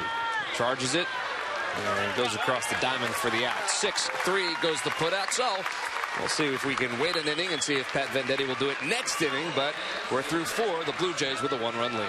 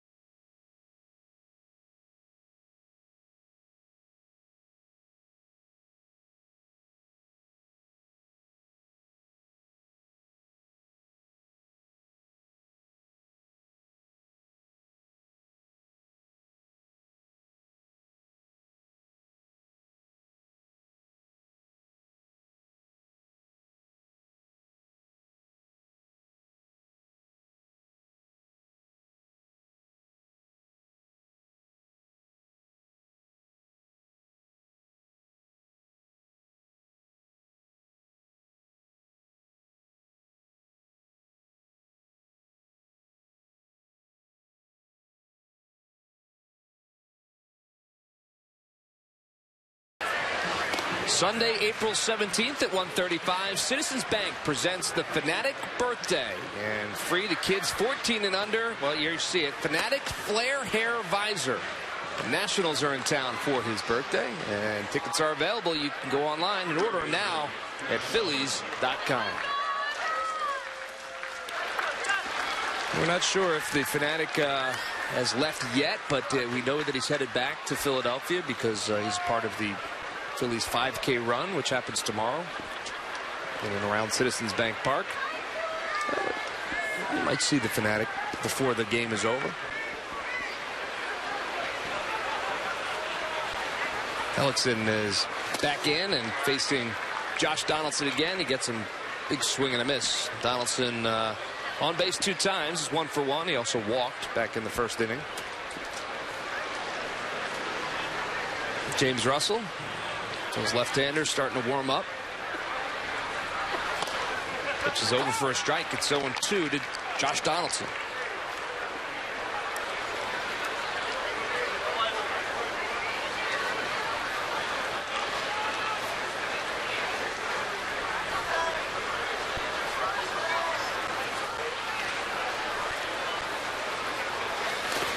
One's in the dirt. It's 1-2 now to Donaldson.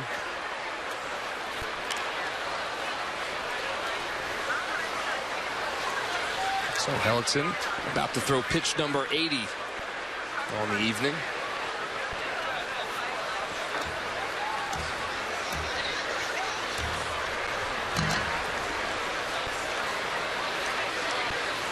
Gets his sign from Carlos Ruiz. Here's the 1-2 pitch.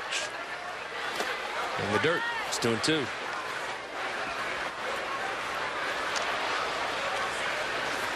We talked about the season that Josh Donaldson had a year ago. The Blue Jays making it to the postseason.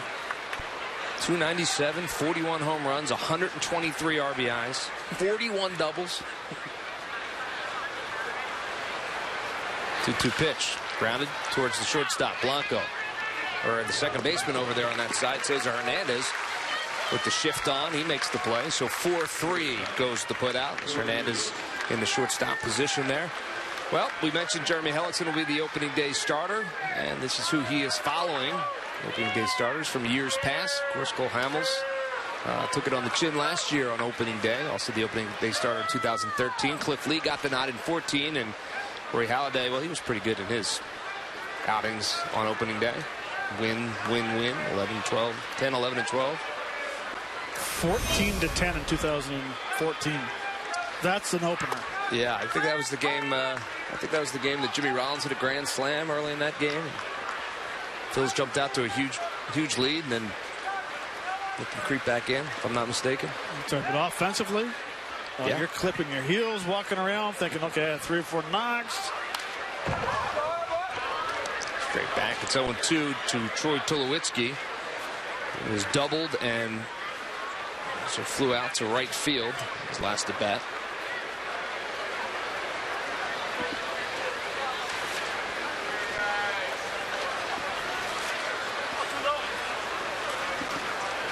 That grand slam of Jimmy's that we're talking about was his 200th career home run that night on opening day. All kinds of milestones.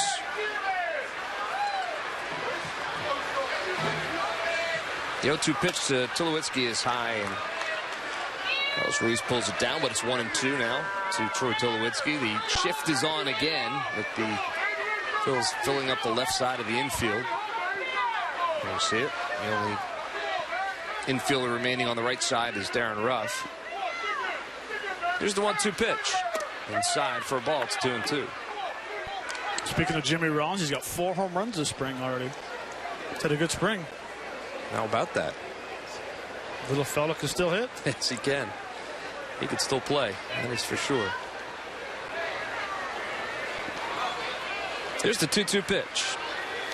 Big swing and a miss, and he got him. So a strikeout for Jeremy Hellickson. That's the second out of the inning as he tries to get through the heart of the order here in the bottom of the 4th. Bottom of the 5th. And here's the pitch. Great changeup. Bottom drops right under there. Tulowitzki asked the umpire if that was a strike or a ball. Doesn't matter because he swung and missed. Nice job. I think that's Bob McClure out there to have a conversation with the infield, and he has made the move. So Bob McClure making a pitching change. James Russell is going to come into this game. Well, conversation's still happening out there on the mound, but the day is over for Hellickson. We'll be right back.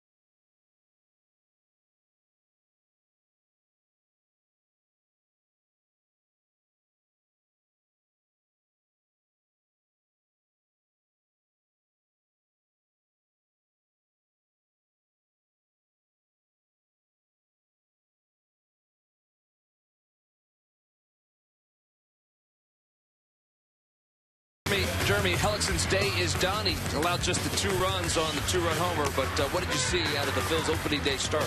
I saw better command of his fastball today, even though Sean helped him out by taking 6 straight fastballs down the middle. But I thought when he needed to throw a strike, he did. I really liked his changeup, but I like when he threw that curveball for first pitch strikes. To me, that's a very important pitch. Even though I need to see more fastballs for strikes, quality strikes, even the home run that he gave up the 2-run shot earlier in the game, it wasn't that bad of a pitch. It was up in the zone. So his day is done. 4 2/3. Allowed 4 hits, 2 runs. 4 strikeouts as well. He just said there, I cannot get my fastball over. Well, he'll have one more start before the regular season begins. As James Russell, big left-hander, fires his first pitch. It's a little bit high for a ball. It's 1-0. So he'll have a little bit more time, but the season is quickly approaching. He's on the outside corner for a strike. It's 1-1.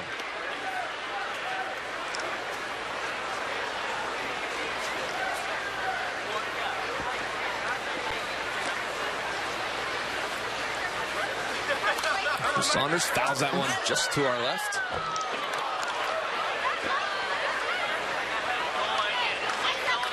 I was bailing if that was any closer.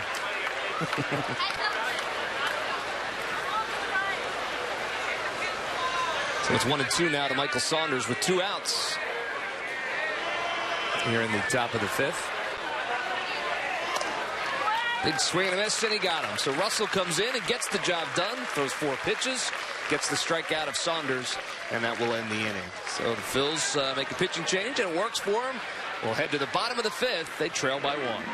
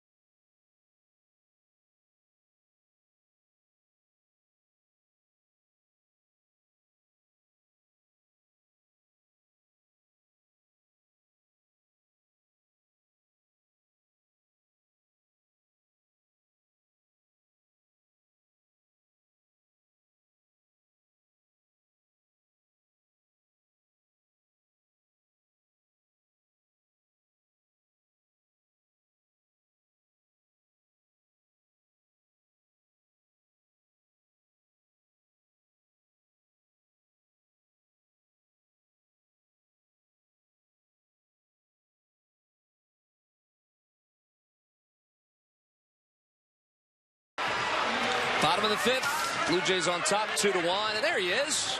We hadn't left yet. He's catching a late flight back to Philadelphia for the Phillies 5K tomorrow. But Fanatics shooting out some Hatfield dogs tonight. And we do have some defensive changes for the Toronto Blue Jays. So the shortstop is Goins. Ryan Goins moves over from second over to shortstop. And the new second baseman for the Blue Jays is Darwin Barney. Checks into the game. Pat Vendetti's back out there. Now throwing left-handed is Vendetti. As David Lowe steps in, he'll be the first to face him. And those 0 for 1 so far. First pitch from Vendetti is over for a strike. So he faced Carlos Ruiz and pitched right-handed. Now he's facing David Lowe, pitching left-handed. So does he take up 2 roster spots? Hey, I don't think so. One pitch is in the dirt. It's 1-1. That's the beauty of him. Well, that's the beauty of it makes a decision for a manager simple. But a guy in a bullpen where you're hoping to make the team as a left-hander, yeah, well, he might get bumped. Yeah. 1-1 pitch, fouled straight back. It's 1-2. 1-2 to David Lowe. Ryan Howard has moved into the on-deck circle for the Phillies, so he'll bat for James Russell, who is 1 and done tonight. I have a feeling we'll see James Russell again tomorrow in the game against the Detroit Tigers. Here's the 1-2 pitch. Outside for a ball. It's 2-2. So we mentioned Vendetti's glove is 6-fingered with 2 thumb holes. And he just switches it. 2-2 pitch. Popped up. Shallow center field. Going back on it as the center fielder calls off Goins, and Pilar makes the catch. A little bit of no man's land, but Pilar able to close the distance and call off Goins, who just moved over to shortstop, and that's the first out of the inning. Well, you can see he's calling the whole way there. And Goins should realize, and he probably does realize, that Pilar has a lot of range in center field. I can hear him yelling from up here.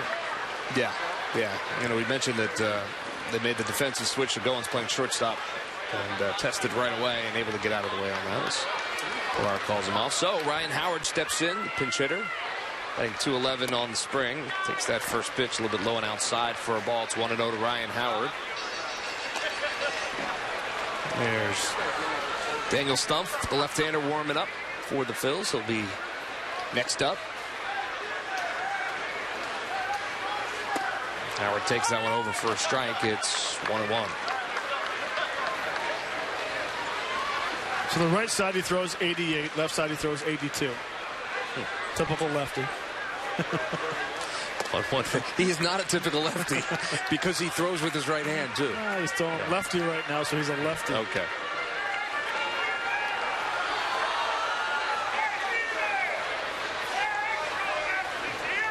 Here's the 2-1 pitch.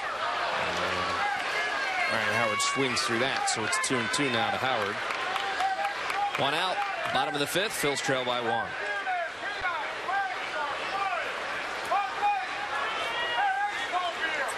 2-2 pitch, swing and a miss, and he got it. So Ryan Howard is a strikeout victim for the second out of the inning. And that'll bring up Cesar Hernandez, the switch hitter. So now the umpire is going to find out how Vendetti's going to throw to Cesar Hernandez. He has just told the umpire that he's going to throw with his left arm. So Cesar Hernandez steps in from the right side. And takes that one a little bit low, I guess, for a ball. It's 1-0.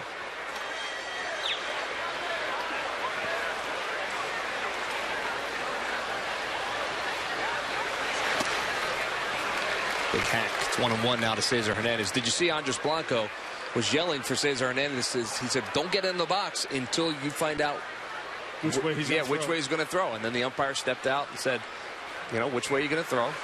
He did, and that one is launched into left field. Going back on it, though, is Saunders, and he has plenty of room, and he makes the catch. So Cesar hit it hard, but to Saunders out there in left field, and that's the third out of the inning. The Phils go quietly there in the fifth, and they trail by 1 as we head to the sixth.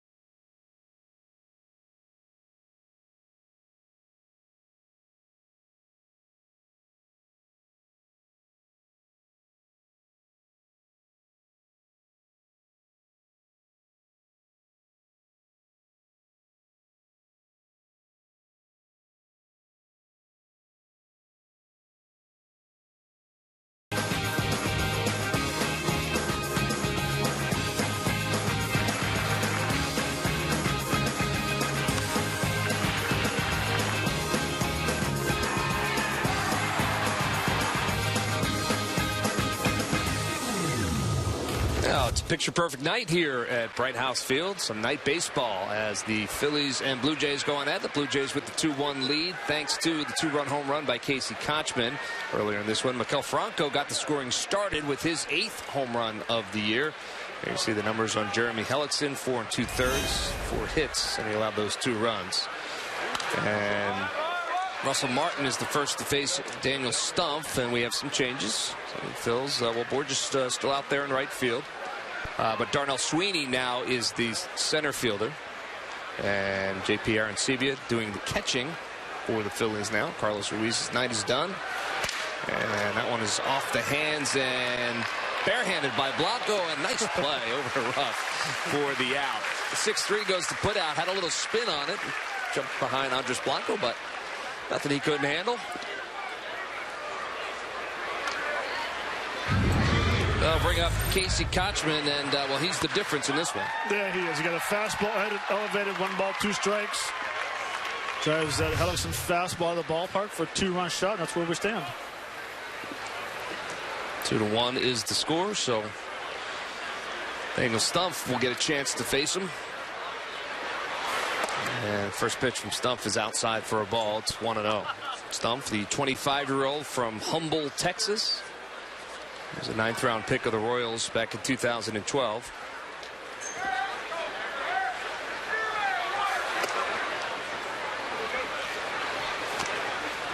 Yeah, okay, so this is Siciliani is up to bat. He's 1 for 1. Kochman's waiting on deck.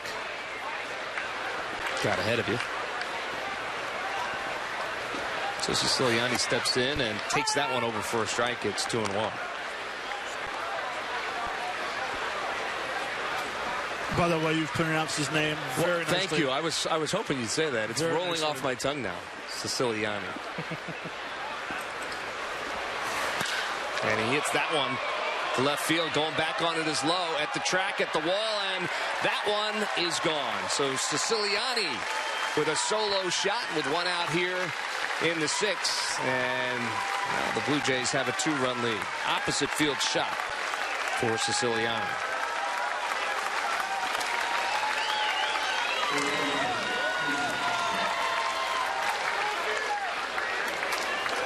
Siciliani gets to the fastball out over the plate. Another bad pitch. Does a nice job going through it, staying on it, head down. That's what you call backlagging. So now Casey Kotchman steps in. He of the 2-run home run earlier in this game.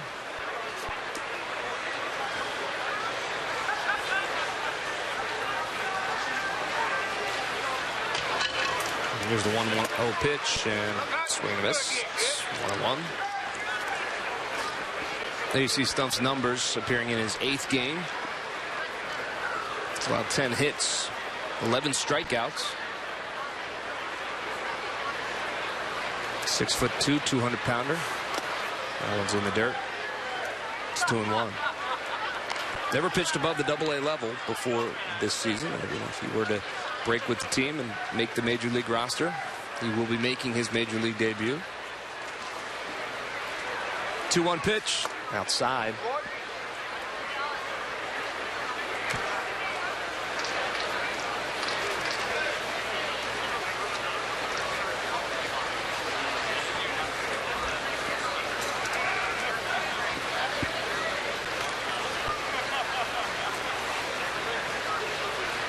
From the stretch, here's the 3-1 pitch on the outside corner. Kotchman throws the bat away. He's going to have to go retrieve that, so it's 3-2 now. Full count to Casey Kotchman.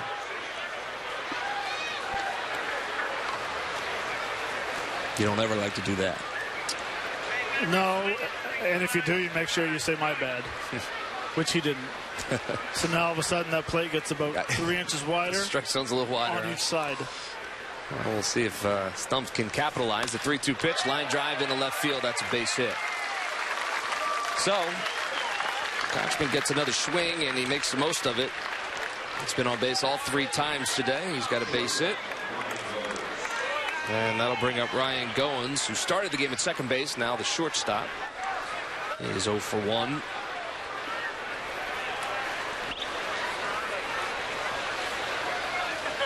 One out. Top of the 6th.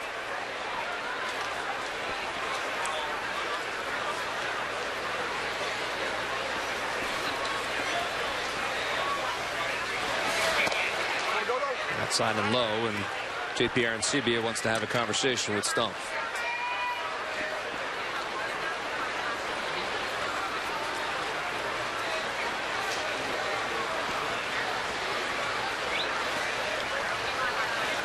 Mojica warming up in the pen for the Phils.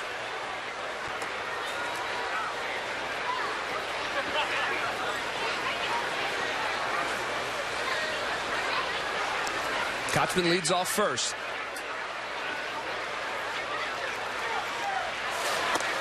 Over for a strike. It's 1-1. Anthony Alford has moved on into the on-deck circle for the Blue Jays.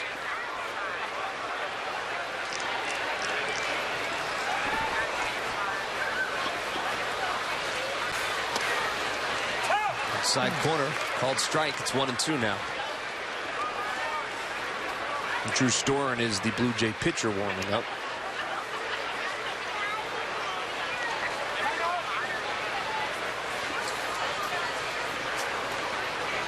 So we can never figure this game out. You know, Stumps come in the game $143 versus left-handers and 300 versus right-handers.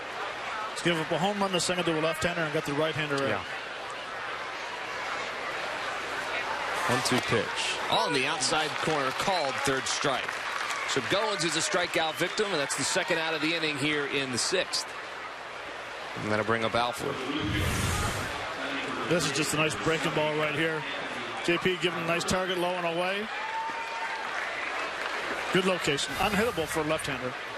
A good pitch indeed. And on that note, well, looks like the night is over for Daniel Stump. Bob McClure comes out to have a conversation with him, but takes the baseball. We're going to have a pitch and change here with 2 outs in the top of the 6th. It'll be Edward Mojica coming into the game for the Phils. They trail it by 2 here, 3-1. Blue Jays over the Phils.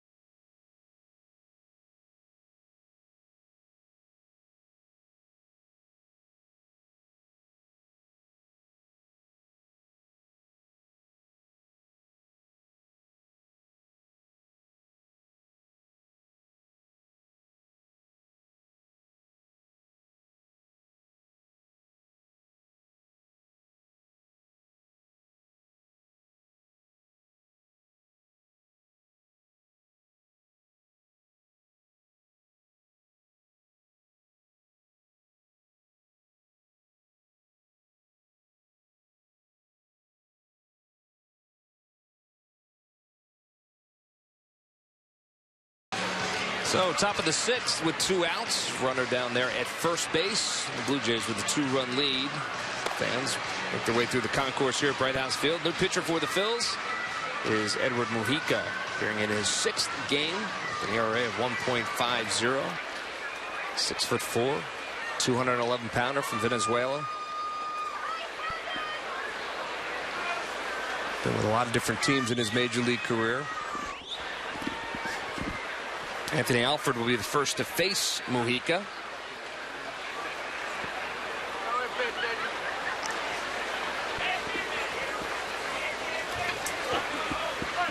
Mujica, of course, was a non-roster invitee to camp.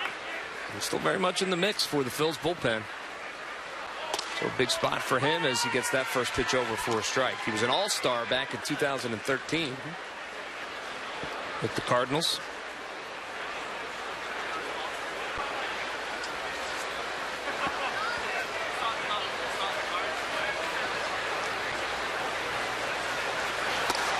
That's over for a strike as well. It's quickly 0-2 to Alford.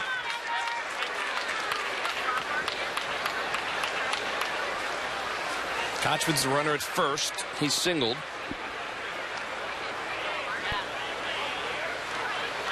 There was no threat to run at first base. The 2-pitch pops straight up on the infield. Coming in is Hernandez and Darren Ruff. Ruff is going to make the call and make the catch for the final out of the inning. That was up there for a little while, but Darren Ruff able to pull it in, and Edward Mujica comes in and gets the job done. So we will head to the bottom of the 6th. The Phils still trailing by 2.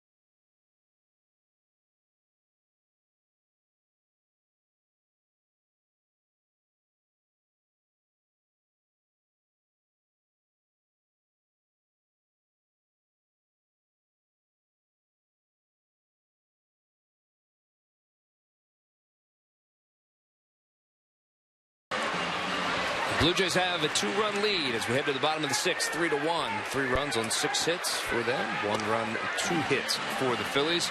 As we take a look at our Toyota leaders, it's our Major League Spring roster countdown. 47 players still on the roster for the Phils. 26 pitchers still in camp. Catchers, you see 4 of the infielders and the outfielders as well. A lot of decisions still to be made. They got to get down to 25, Matt. Good luck. I mean, really, and like Matt said, it's a great problem to have with your starting pitching. You have 6 guys battling for the 5 spot, 2 guys battling for the last spot. Yeah. Guys in the bullpen coming out, throwing strikes, pounding the strike zone, having good spring trainings. Guys that you wouldn't think are going to have good spring trainings in the outfield have showed up and had very good spring trainings. David Lowe, Cedric Hunter. Yep. Well, the new pitcher for the Blue Jays is Drew Storen, someone the Phils know quite well from his days with the Washington Nationals. Now a Blue Jay is Drew Storen, and the first to face him will be Andres Blanco. And Blanco, first pitch swinging over to second base. Throwing Barney up with it, and that's the first out of the inning.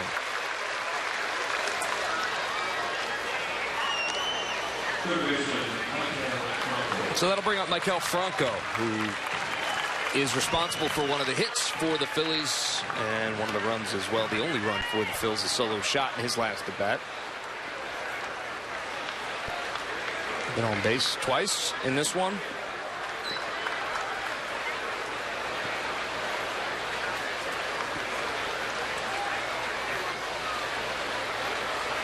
First pitch from Storn is right outside for a ball. It's 1-0. I think we better get Larry Bowa back on the headphone set so we can get some runs going.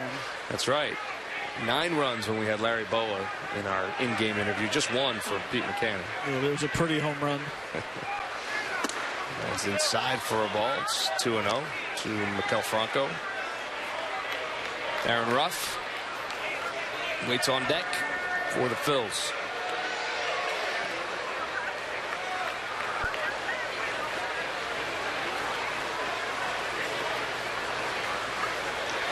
.2-0 pitch. Swung on, pops straight up in the infield. Who wants it? Barney and Kochman talking, and it'll be Kochman who makes the catch, the first baseman. And that's the second out of the inning. And, yeah, while we were talking to Pete, that's what Maikel Franco was able to do. Opposite way. Powerful short swing. The last swing right there, he had a good pitch to hit. It's got a little too long. Almost like he wanted to pull that ball. That's what happens when you think about trying to drive that ball and over swinging. Barrel drops and you hit a fly ball to the right side. Darren Ruff steps in, takes that first pitch on the inside corner for a strike.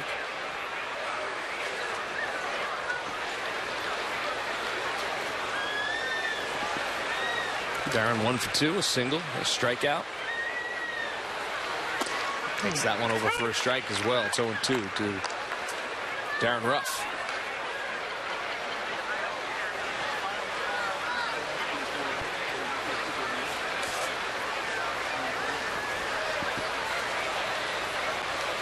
The 0-2 pitch.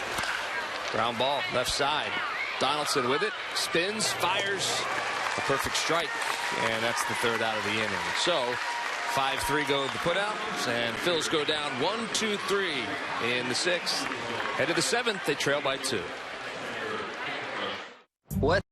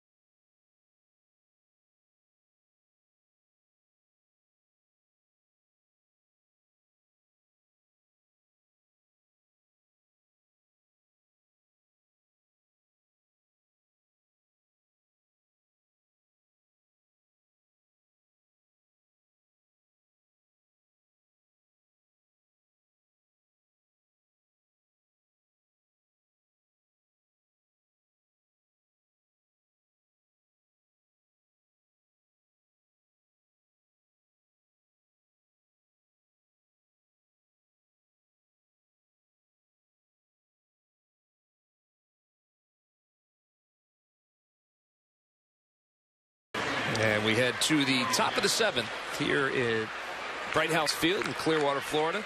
Blue Jays with a 3-1 lead over the Phils. New shortstop for the Phillies is Ryan Jackson. Checking into the game. And Edward Mujica back out there after finishing up the last half of the inning. We'll get a chance to start here in the 7th. And he'll face the top of the Blue Jays order. Kevin Pillar will step in. First pitch to Pillar is a little bit low for a ball. Pillar 0 for 3 on the afternoon, but on the evening, but did start the game with a shot to center field that Odubel Herrera had started in center field. Was able to make the catch. On a sky high, J.P. Arancibia off with the mask and has room. And that is an out. Flip of the bat by Kevin Pillar, and that's the first out of the inning. Flip of the bat because he knew he had a pretty good pitch to hit. Something off speed down the middle. And where'd he hit it? Straight up the elevator shaft? Straight up the elevator shaft. So Josh Donaldson step back in, and he's 1 for 2 today. Been on base a couple of times.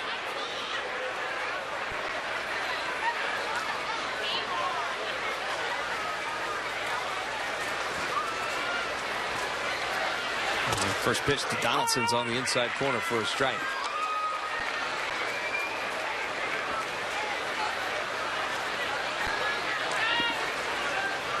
Mujica has his sign from Aaron Sebia. With a low for a ball. It's 1-1. I think Josh is pressed him a little bit with no home runs in spring training. Yeah, you know, it's odd to see that. First of all, guy that hit 41 last year. 1-1 pitch on the inside corner. Donaldson didn't like it, but it's 1-2 to Josh Donaldson. I don't know. What do you think? You think he is at this point? Absolutely not. Not? Okay. Not. Okay, you threw me there. See what you did there? I'm nodding my head, going, yeah. 1-2, line drive, right center field, and that's going to get in for a hit, and it's going to roll all the way back to the wall. So Donaldson rounds first, and cruises in a second with a stand-up double. So not a home run, but an extra base hit. His first extra base hit of the spring. I mean, look at that nice leg kick, timing, hands back, head down, low pitch. That's why he's not worried about hitting home runs. He's worried about hitting the ball hard and driving the ball hard. So Donaldson cruises into second, the stand-up double, his first extra base hit of the spring, and now has checked out of this game. Pinch runner is Roman Fields. So he leads off second now, does Fields, and Darwin Barney is the batter. Came in to play second base, and Troy Tulowitzki left the game. His first pitch to Barney is swung on a miss, so it's 0-1 to Darwin Barney.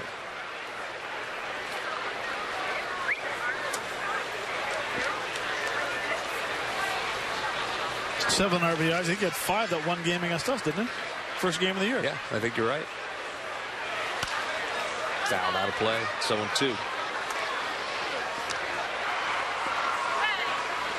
Yeah, I guess a guy like Josh Donaldson is not going to worry too much about his spring stats.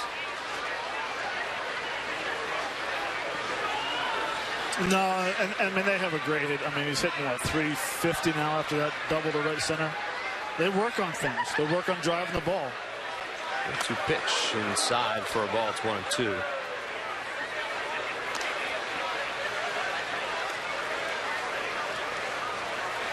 Now, I would say that if he was 18, 19 games into the regular season without an extra base hit, you might start thinking about it. You might start squeezing the bat a little tighter.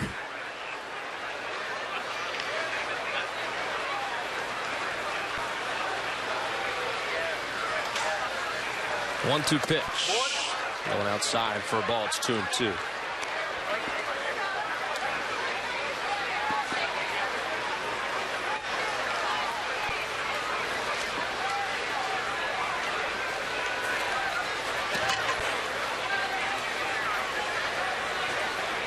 From the belt, the 2-2 pitch.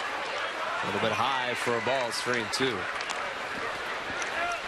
Tough take for Darwin Barney.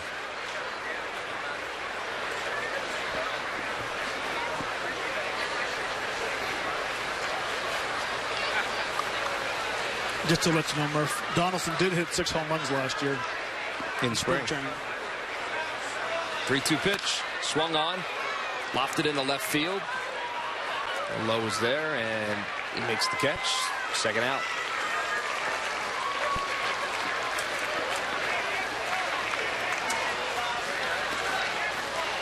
So Barney is out on a fly ball to left field, and that brings up Michael Saunders. 0 for 3.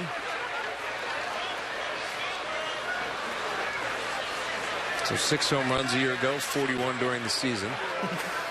None so far.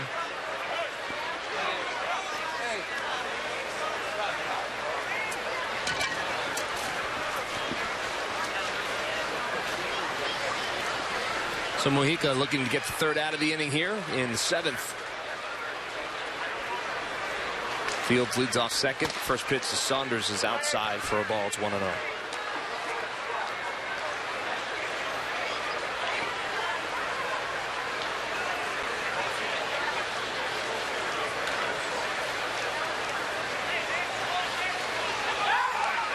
Throw back to second base, skips into center field. Field's got a late jump, but he's going to move up to third anyway. So Mojica, there's a two-hopper to Ryan Jackson at shortstop, and they had him leaning. They might have gotten him with a better throw, but take a look. Yeah, he was moving. Good throw he's done. Fields moved down to third base with 2 outs.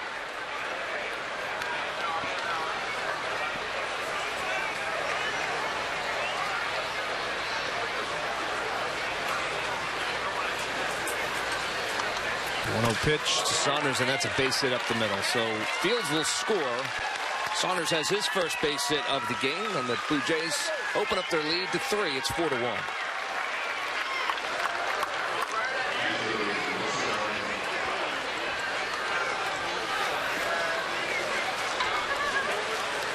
They'll bring up Russell Martin.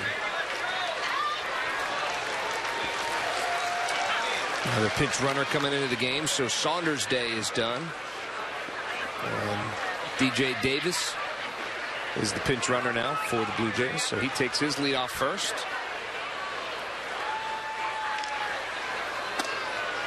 Check swing, but pitch is called a strike, so it's 0-1 to Russell Martin. Martin also 0 for 3 today.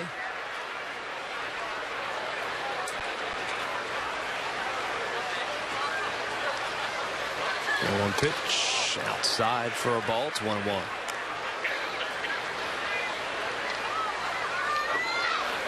Blue Jays have to be very happy with the way Saunders has swung the bat this spring. Coming back healthy after having a knee injury last year. And trading away Ben Revere, thinking that he can move into left field and be the everyday left fielder. Davis takes his lead off first. And let's pop straight up and over the Blue Jays dugout and out of play. So 1-2 now to Russell Martin.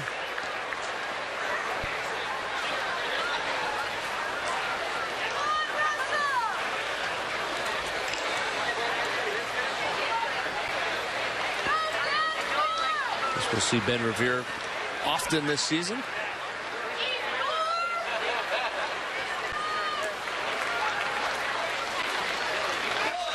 Runners going and swing through that pitch for a strikeout. So the throw down to second doesn't matter. That's the third out of the inning.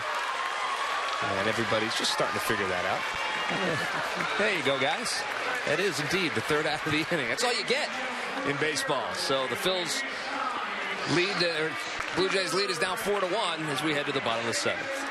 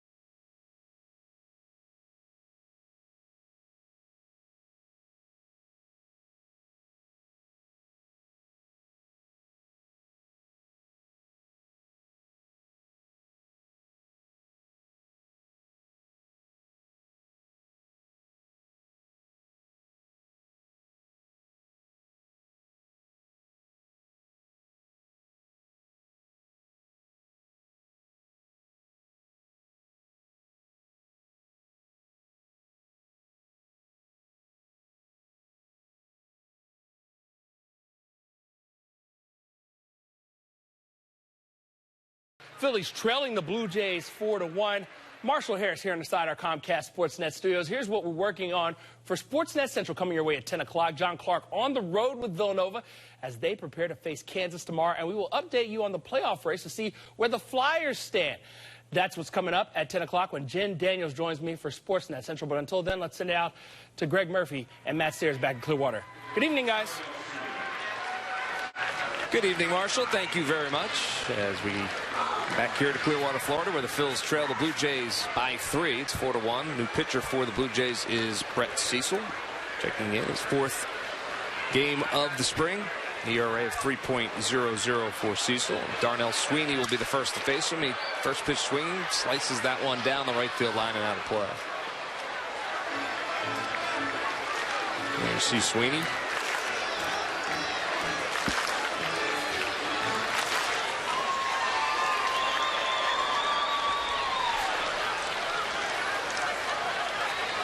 One pitch to Sweeney, big swing and a miss. It's 0-2.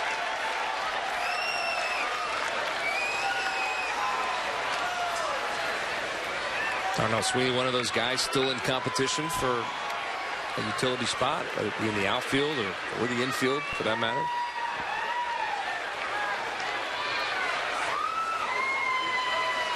And that's a line drive, base hit into center field for Darnell Sweeney, so he's a leadoff base runner.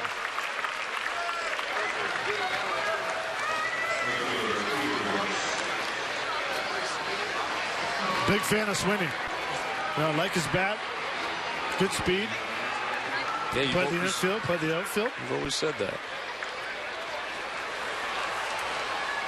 Well, he's aboard with the base hit, and that'll bring up Peter Borges, 1 for 2.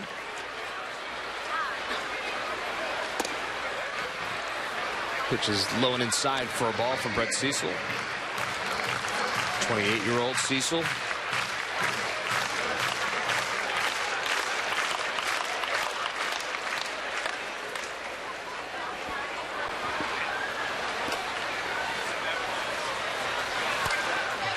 Fouled out of play by Borges. Borges looked like he tried to hit that ball to right field. Hit the big hole at first base. Looked like he was trying to use that hole to right. You see the changes for the Blue Jays defensively. Ryan Goins goes back to second base. Barney moves over to third. Urena now is the shortstop. Richard Urena.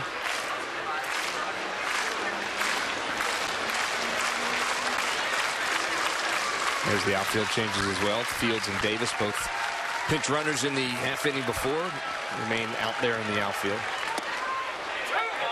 On the inside corner to Peter Borges, and it's 2-2.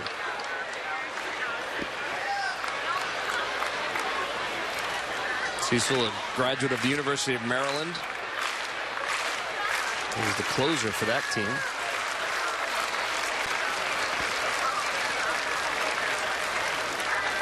Borges calls time.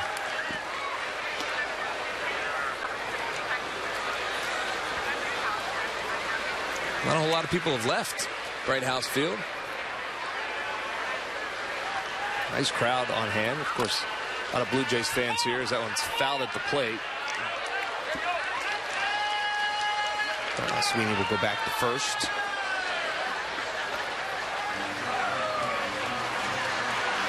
Dunedin, where the Blue Jays train, only about maybe a 15-minute ride, depending on traffic. Hour. It could be an hour, depending on traffic. But for the most part, 15 minutes to get over there to Dunedin and back here to Clearwater. 2-2 pitch. Grounded foul.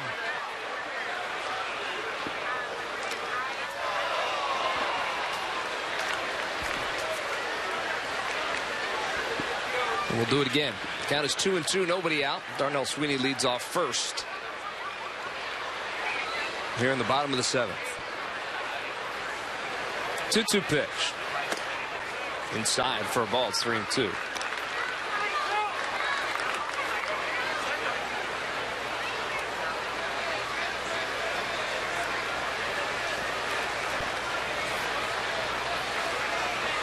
So a full count now. It's Peter Borges. Sweeney leads off first. Line shot down the left field line. Forget about that one. Up into the tiki bar and off the roof. A 2-run shot for Peter Borges, and the Phils pull to within 1. Wow. That guy's got himself a souvenir.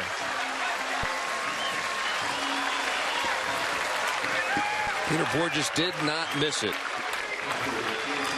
Drinks for everybody out there at French's Tiki Bar. Well, this is a powerful and short. And look at the fanatic in the background. He liked it. Fastball up in his zone. Nice and short swing. Just shows how much power he has. Second home run of the spring for Peter Borges. And Aaron Sevilla, his first at bat, grounds that one out to Kochman down there at first. Yeah, so that was some roofage off the Frenchie side and back into the way. That's the way to catch a home run ball right there. Nice and easy, right into your Budweiser bucket. Oh, wait, we had to pick it up off the ground, apparently. Pick him up off the ground. David Lowe swings through that one. 0-1 now to Lowe. But the Phils have closed the gap. They trail now by 1, 4-3. Here's the score. Freddie Galvis has made his way out onto the on-deck circle. And Peter Lowe takes that one high for a ball. It's 1-1.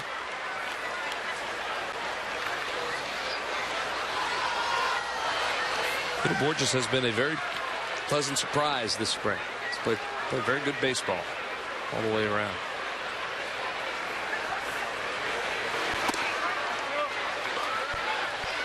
Two and one now to Lowe. And I'm hoping that, you know, with Borges getting another opportunity to come in here and get a chance to play every day, that he just gets some more confidence. Over for a strike. It's 2-2. Yeah, that was the conversation when they signed Peter Borges. You know, he has had a couple of down years in a row, but I remember when, excuse me, when they were talking about signing him, they thought perhaps that he could reclaim that, feel that he had a couple of years ago, and he was one of the better players in baseball.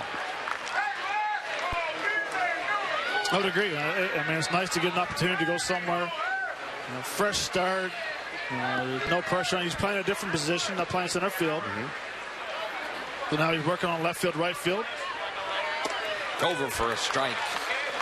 And that is the second out of the inning. So David Lowe didn't like the call, but nonetheless, he's a strikeout victim. And that's the second out. And that'll bring up Freddie Galvis. I think I swallowed a bug, man. That's all right. Yeah, no, I mean, it's good for you. Like hit me right in the back of the throat. Protein. Makes it harder to talk, though. Freddie Galvis steps in, takes that first pitch. A little bit high for a ball. It's 1-0.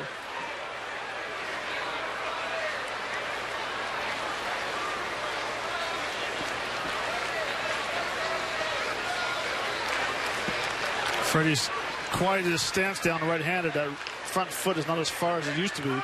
Almost out of the batter's box before. And he hits that one hard and past the diving shortstop, Urena, and that's a base hit for Freddie Galvis. So he hit it hard, he hit it on the ground, which is exactly what you want to see out of Freddie Galvis, and he's a 2-out base runner. That's a good swing, and with that front foot being closed a little bit more, what it does is gives you an opportunity to actually get close on your front hit. Foot down nice and early, good weight shift, head down, very nice swing. See? Nice and early. Where before, when he had that foot so far back, it looked like he was at times fighting it to get there in time. Throw over to first. Galvis is back.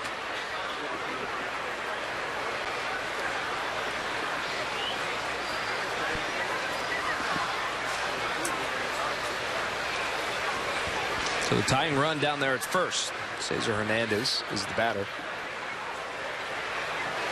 And he fouls that one back. It's 0-1. Hernandez 0 for 3. Still batting .333 on the spring, though.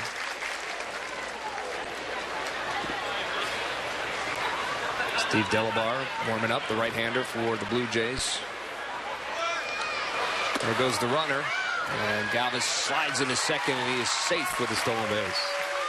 So off and running on the pitch, which was high for a ball, so it's 1-1. Now Freddie Galvis over there at second base in scoring position.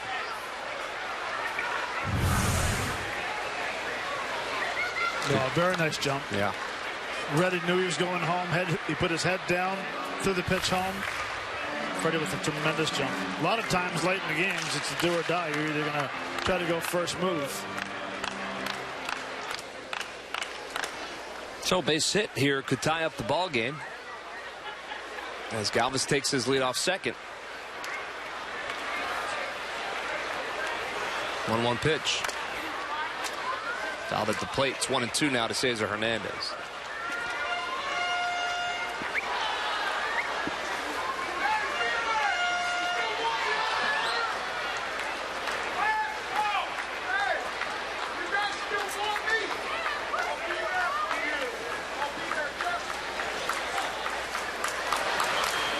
Foul back.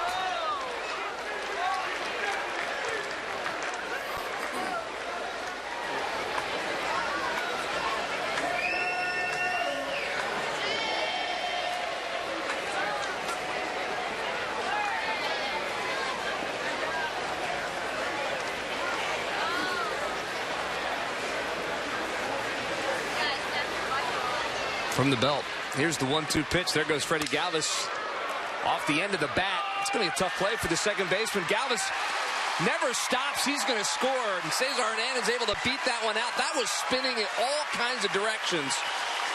And Goins had really no chance. He tried to flip it to first. Freddie Galvis some really good base running, and he scores on the play. Well, and I think this is what Pete talks about all the time. He's being aggressive on the bases. Freddie's going on the pitch. Cesar Hernandez gets out of the batter's box. No chance of getting him at first base. And you watch Freddie right here. He does not even hesitate. He continues going and scores extremely easy. That, my friends, should be allowed to get 50 cents back off a fine from Pete. Yeah, that was a really, really nice job. Nice job by Juan Samuel as well, helping out his base runner as Freddie Galvis got on his horse, rounded third, never looked back, and nice job by, as you mentioned, Cesar Hernandez getting out of the box in a hurry, really kind of forcing Goins' hand. Exactly. He had to flip it over there, no play, so that's a base hit for him. And just like that, the Phils have tied it up. We have a pitching change.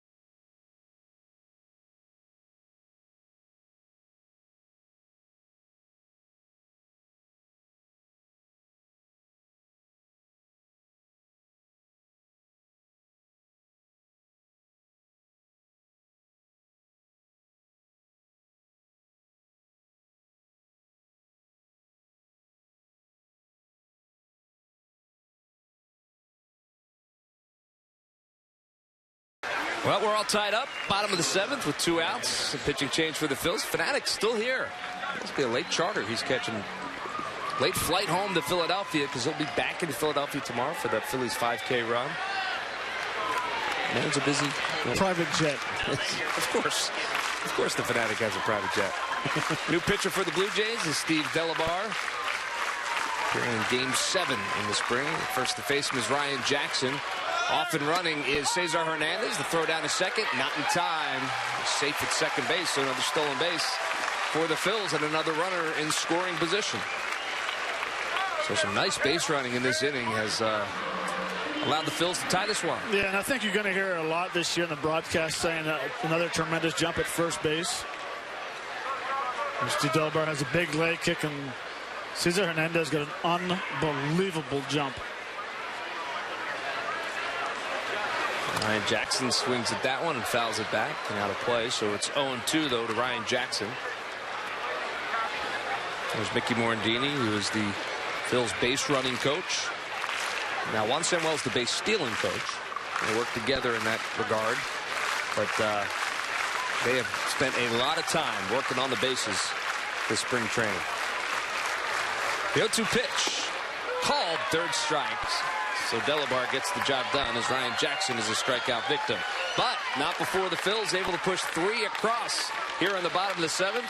We'll head to the top of the 8th. And Peter Borges with the big swing. Put 2 on the board. They added 1 more. We're all tied up as 4 as we head to the 8th.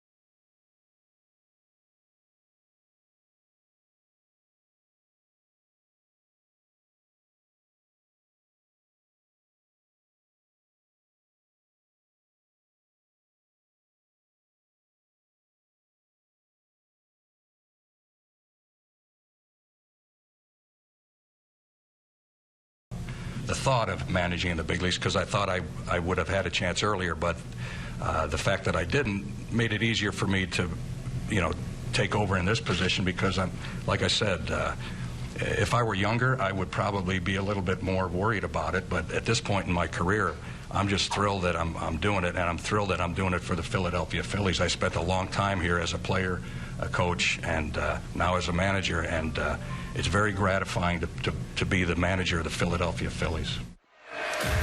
Well, if you're just joining us, Pete Buchanan, new contract, signed now through 2017 as the Phillies manager. That announcement today from General Manager Matt Klemtak. So congratulations to Pete. As a new pitcher for the Phillies is David Hernandez. And there's the souvenir ball, I'm guessing. Is that the one that went out there to the Tiki Bar? Congratulations, sir. It's very serious.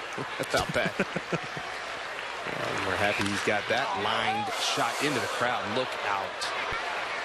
Pretty sure that hit an empty seat.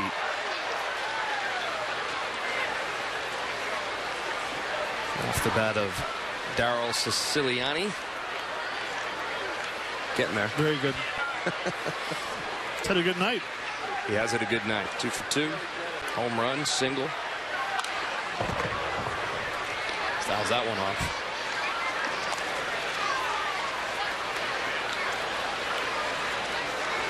So Hernandez, free agent signing for the Phillies this offseason, 30 years old, from Sacramento, California. 0-2 pitch, called, third strike. So Siciliani is a strikeout victim as Hernandez comes in and picks up his first. And that's the first out of the inning. Well, don't forget, Saturday, April the 2nd at 1:05, it's the Phils versus the Phillies Futures. And the Phillies Futures Series Fathead, presented by PGW, will be free to all fans 14 and under. You can see the top minor league prospects as they go head-to-head with the major leaguers. So you can order your tickets now at Phillies.com. One out, and that one's over for a strike as well from Hernandez. There you see the numbers this spring for David Hernandez. About a little bit of soreness in his arm at one point, but is back and 100% healthy and figures to be a big part of the bullpen in 2016. Check swing, did he go? Yes, he did. And it's 0-2 now to Casey Kochman, who also has homered in this game.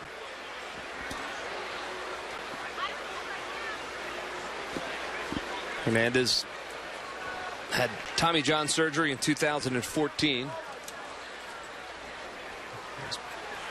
All the way back, recovered from that. That one's fouled off the mask of J.P. Arancibia. Back to the backstop, so it's still 0-2 now to Kochman. First chance seeing David Hernandez pitch this year. Nice to see his velocity's at 96.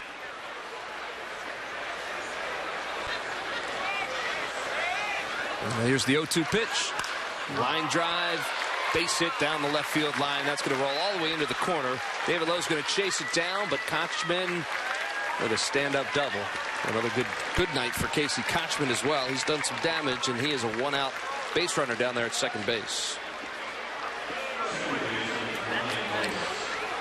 You know, spring training, you work on a lot of things, and the pitch before that was a curveball that was supposed to be in the dirt.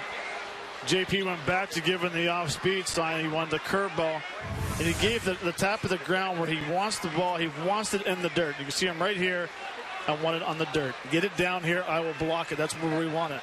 Unfortunately, he overthrows it, leaves it up in the middle of the plate, and Kochman, who I think is just a tremendous hitter, I always have, stays on it and drives it to the left field. So he's out there in scoring position as Ryan Goins steps in and takes that one a little bit outside for a ball, so it's 1-0. He actually tried to do it the pitch before the 0-2 pitch, and he kind of shook his head after he threw it like, no, I need to get it down. That one is down, but Goins lays off of it, so it's 2-0 now to Ryan Goins.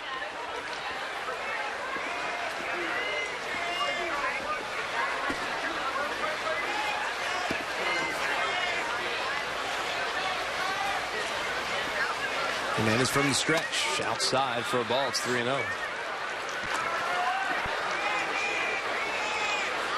The pitcher, Steve Delabar, is in the on-deck circle right now for the Blue Jays. See if that remains. 3-0 pitch on the outside corner for a strike. It's 3-1. There's no action in the bullpen, so I guess so.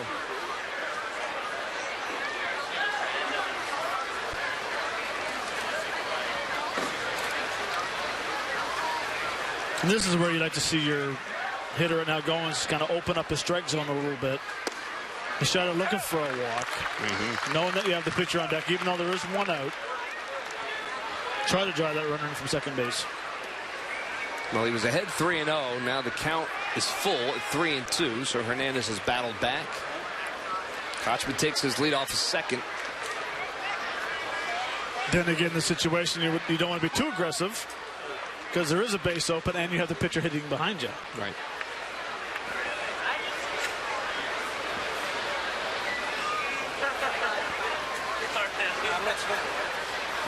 And let's see if he puts down his sign. 3-2 pitch. Ground ball, right side. Darren Ruff's going to take it by himself. Runner moves up to third, but that's the second out of the inning. So 3 unassisted is the put out. And that will bring up the pitcher, Steve Delabar. Nice job of pitching right there. 3 out, come back with a fastball, 3-1. Off-speed pitch to get 3-2, and then throwing an off-speed pitch on a weak ground ball. Not giving in to the hitter, but doing a nice job of getting a weak ground ball. So Delabar steps in and takes that first pitch. A little outside for a ball. It's 1-0. Kochman down there at third. That one's over for a strike, so it's 1-1. This is where you don't even, JPRCB doesn't even need to give a sign. Just put the glove out there and say, hit it. Let's play some catch. Set up right in the middle and give him the biggest target you can. It's over for a strike as well. It's 1-2. You're looking at me saying, I can hit that, coach. Please. Richard Urania waits on deck. 1-2 pitch. Come on. Yes. 2-2. 2 outs, top of the 8th.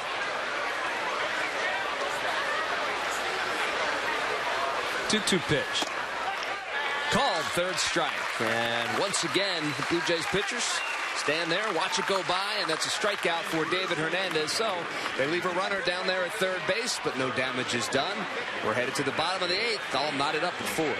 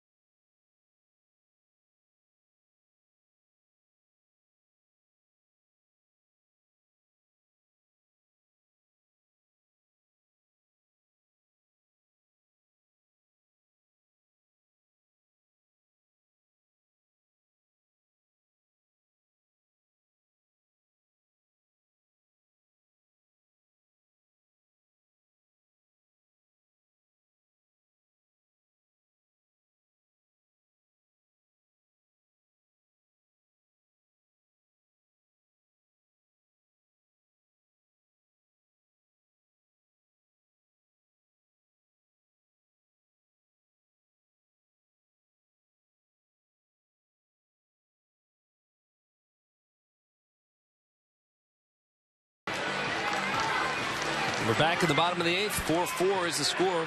4 runs, 9 hits for the Blue Jays, 4 and 6 for the Phils. And it's time for our W.B. Mason deliveries of the game. Well, Murph, let's talk a little home run.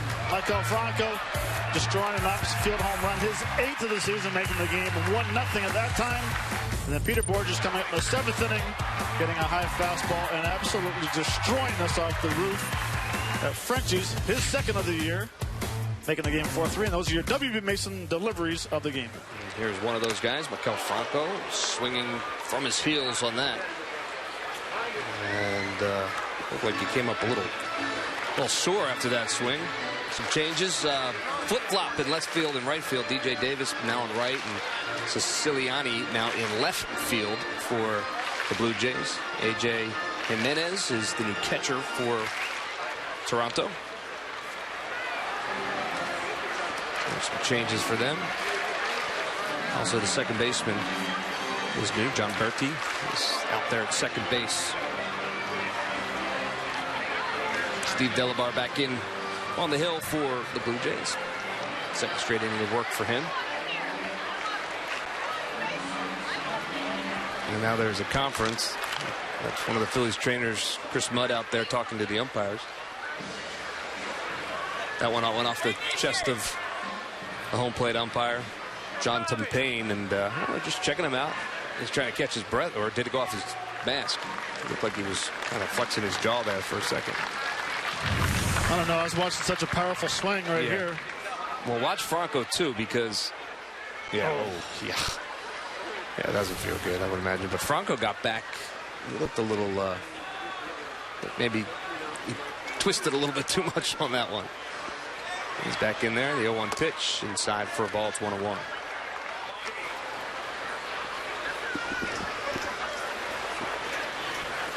One for two is Mikel Franco.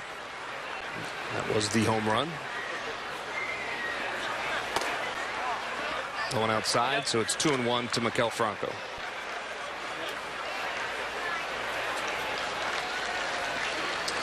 Gotta believe this is going to be a healthy swing if it's a strike. Off speed. This does swing hard. Fouls that one down the third base line.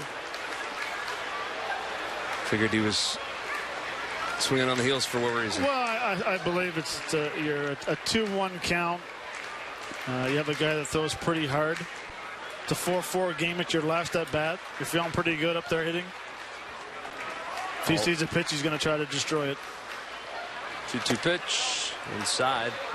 3-2 now to Maikel Franco.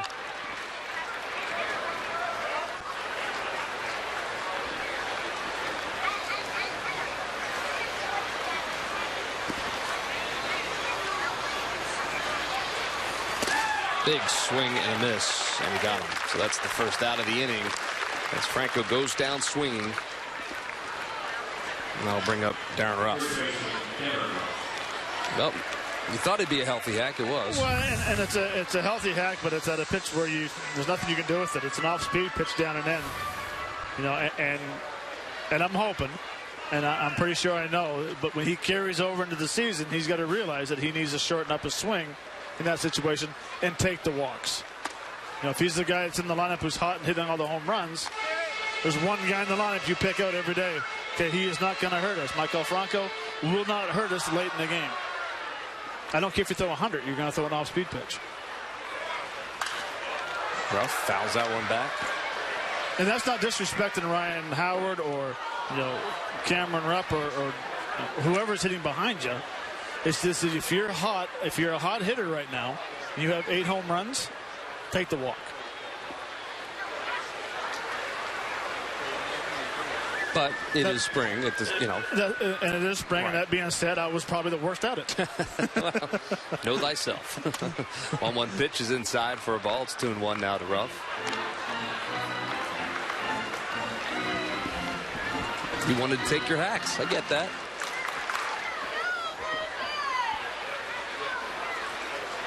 Well, it's totally different when you pinch hit, and it's totally different when you play every day. You don't want to waste your hacks when you're pinch hitting because you only might get a few a week. You know, so that's where guys, especially guys coming off the bench, that's where you need to be aggressive early and take your walks, because getting a knock is just as good later in the game as a walk, or as a hit. Sorry. Inside for a ball, so he walks him. Darren Ruff is a 1-out base runner.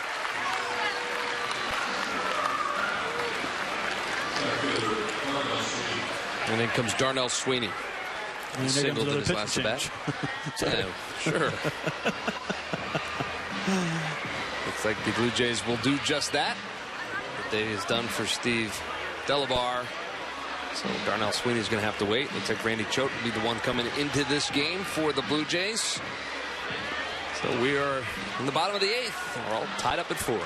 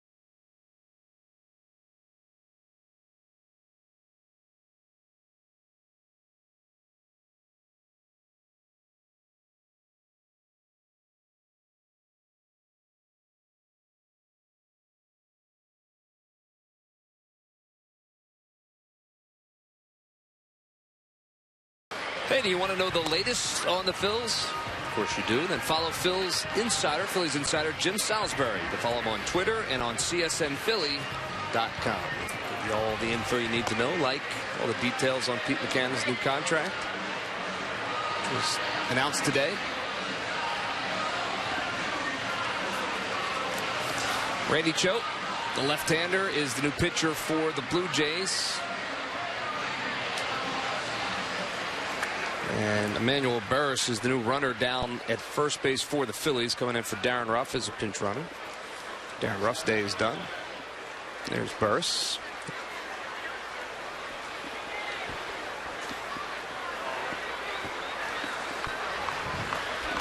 One out in the bottom of the 8th. Tie ball game. And Darnell Sweeney steps in. He singled his last at bat. Takes that pitch outside for a ball. It's 1-0.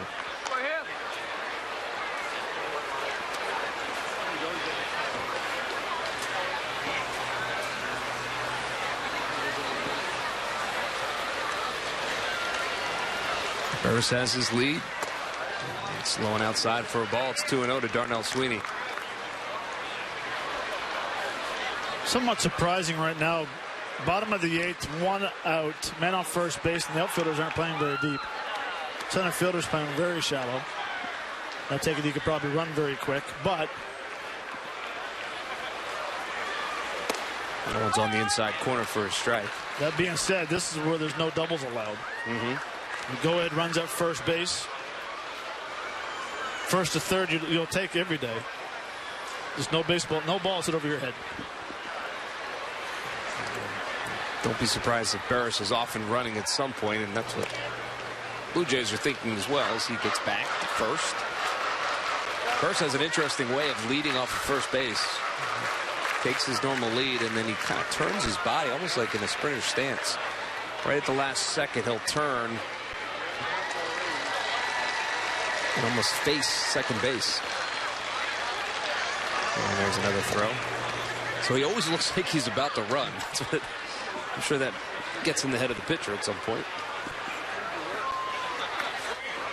A lot has to do with the weight shift being over there. When you want to go take off to second base, to stay low, the weight shift, push off that back leg. It's a comfortable position for him right there. And sails a little bit inside and low for a ball. So it's 3-1 now to Darnell Sweeney. It's 1 out. Runner on first. Peter Bourjos just waits on deck. Now this is a situation, 3-1. Runners going. It's a run and hit.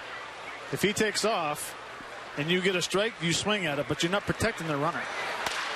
Hits behind the runner, steps on first, and now they're going to get Burris caught in a rundown. They're going to run him back towards first, and he's got himself in trouble. Speed is not going to be able to get him out of that one as the rundown is completed by the Blue Jays. So a nice play by the first baseman, Kochman, and the double play gets the Blue Jays out of the inning. So we're going to head to the 9th, and we're all tied up at 4.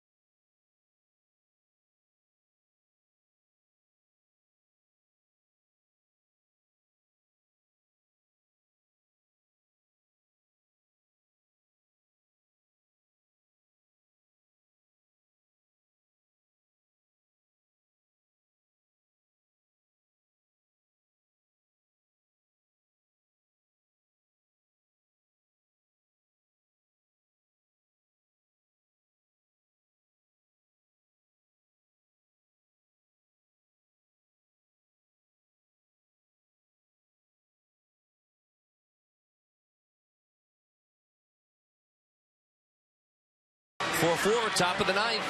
Phillies and Blue Jays all locked up in a tie. Some changes for the Phils. So J.P. Arancibia has come out from behind the plate, and he has moved down to first base. And moving into the catcher's position is Logan Moore. And they'll be doing the catching for this guy, Janmark Gomez. 2.25 ERA. Really good for the Phils a year ago. 2015. An ERA of 3.01 in his action last year.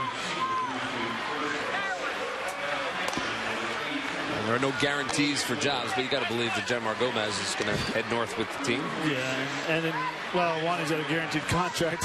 Two, he's got a great stuff. Kind of surprised to see the lefties are hitting 500 against him. He's got a very nice sinker, a very above average changeup. Nice little slider cutter. Did a very nice job for the Phillies last year. Well, the first to face him will be Urania, Richard Urania.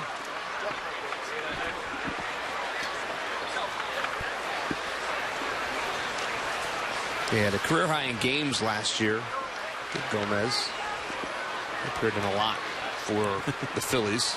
A lot. Big swing and a miss by Urania.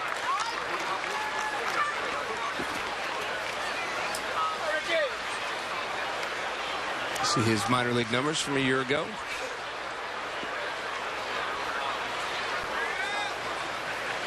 The 0-1 pitch outside for a ball. It's 1-1.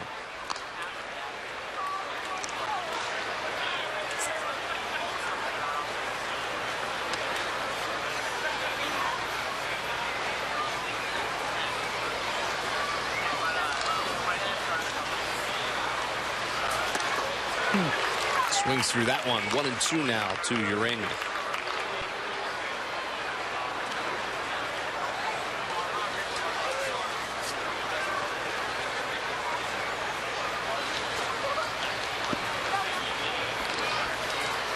The 1-2 pitch. Ground ball, right side. Foul.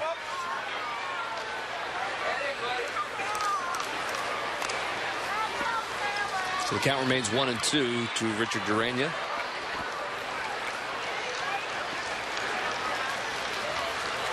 Roman Fields is in the on-deck circle for Toronto.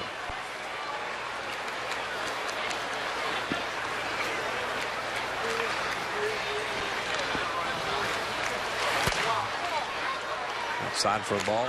Real quick pitch to Janmark Gomez. So it's 2-2 now.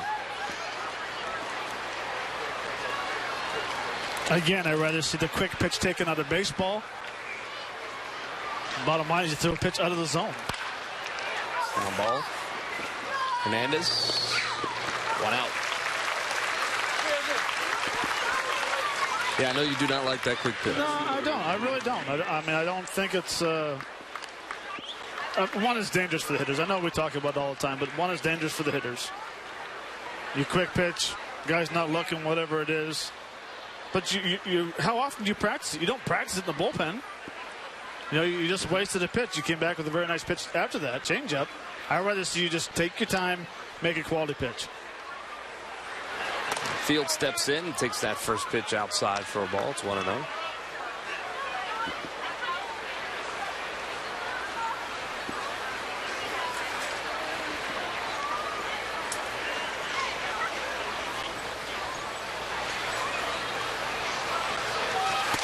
That's on the outside corner. It's 1-1. We saw a lot of it last year. I mean, relatively speaking, we saw a lot of quick pitches last year. Yeah.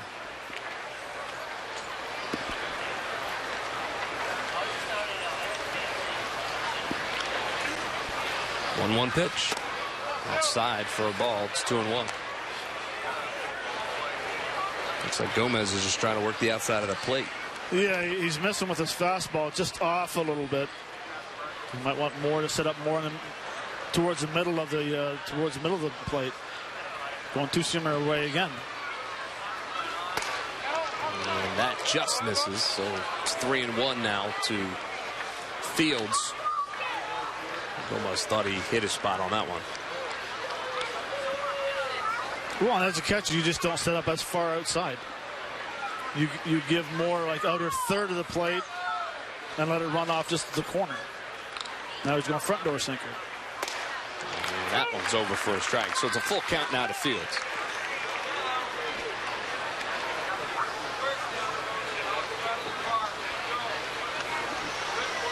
So now you're throwing a fastball inside. You're throwing a changeup for a strike. Fastball away. Not throwing for a strike, so you can't look away. You have to look in. 3-2 pitch. Foul back.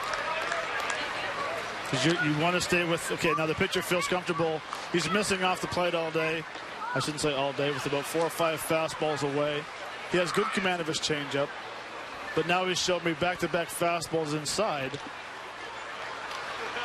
I have to look inner third, inside, down the middle, inside. I'm going to give him the way. I'm going to give him outside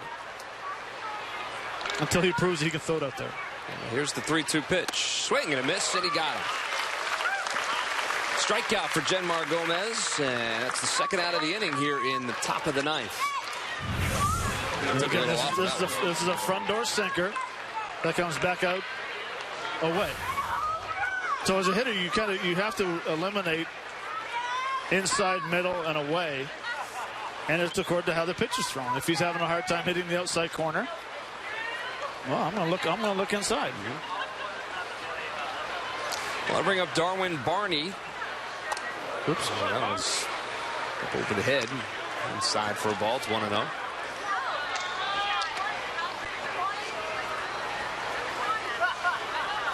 A lot of times pitchers will dictate where you look at when you're hitting. Now, if a guy can control the inside and the outside corner, it's going to be a long day. Long day. Very long day. That one's over for a strike. It's 1-1. Look at the great Mariano Rivera. One pitch. He commanded the inside cutter and the backdoor cutter.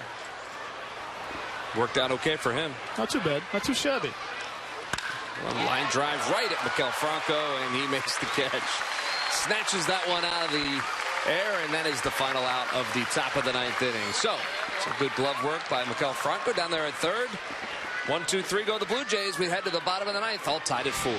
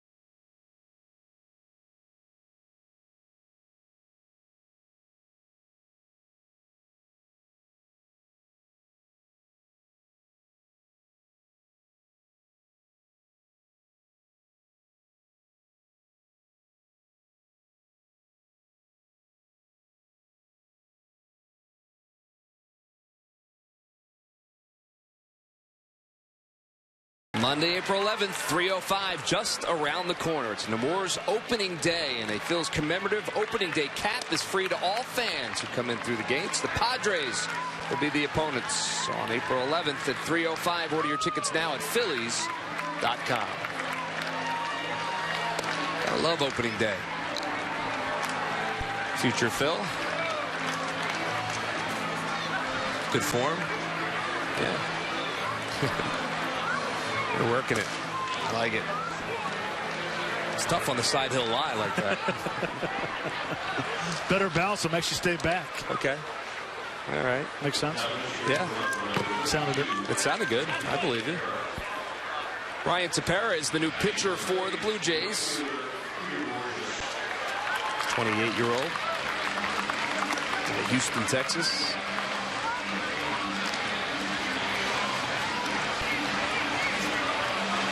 Nice job for the Blue Jays so far.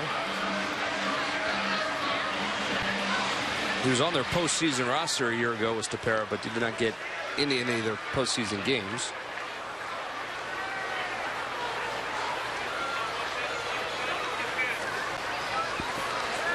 Peter Borges has had a good day, 2 for 3. He had that mammoth 2-run home run that got the Phils back into this ball game. And takes that one over for a strike.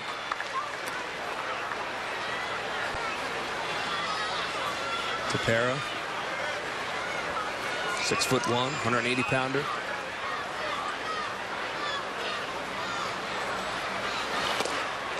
Big swing and a miss. It's 0-2 now to Peter Borges.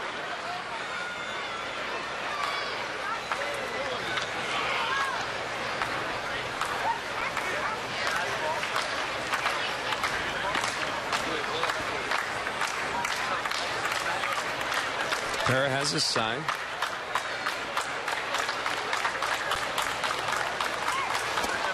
They got him. Peter Borges swings through that one. That's the first out of the inning here in the ninth.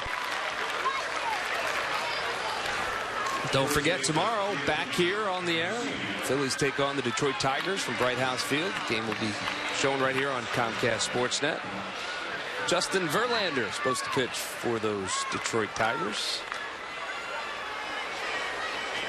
And we think maybe James Russell's going to start tomorrow's game, even though we saw him tonight. The Phils are going to use a lot of their bullpen guys tomorrow to piece together their rotation. So, as Aaron Sebia hits that one towards second, Goins can't handle it, and well, he's going to be safe down there at first.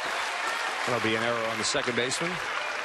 Berti, who's checked into the game, not Goins.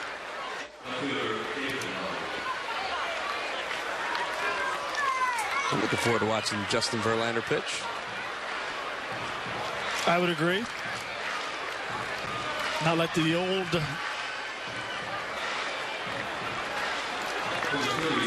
Justin Verlander was throwing about 100 back in the day. Yeah. Tyler Goodell is checking into the game. He is pinch running for JP Arancibia.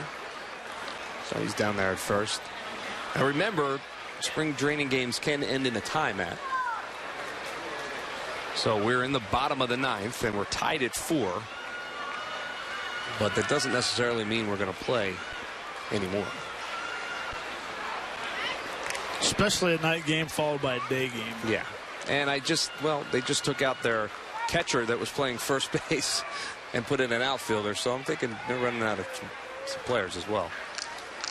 Don't worry, Cedric Hunter's in the on-deck circle. Oh, quick throw over, and Goodell gets back.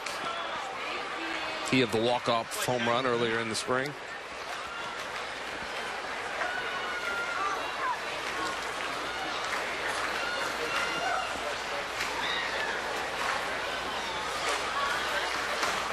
David Lowe's in the batter's box, and it's outside for a ball. It's 1-0.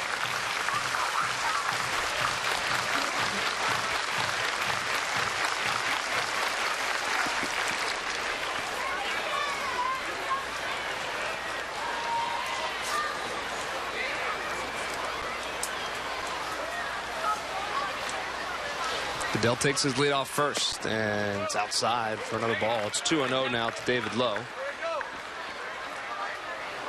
1 out. Runner courtesy of first base on the error by the second baseman Berti. You a betting man? 2-0 hit and run right here. Okay. Man on first. I'll take it. And that's what the Blue Jays are thinking. Goodell gets back. They have a low control. He has good control of the barrel.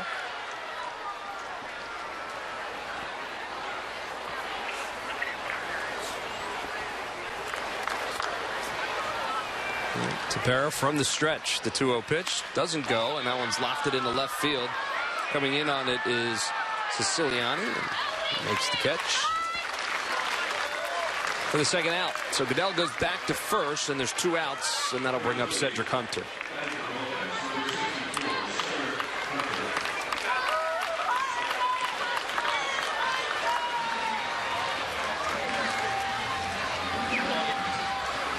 Hunter, 292 this spring. He's got 3 home runs, 11 RBIs, 302. Average jumping up.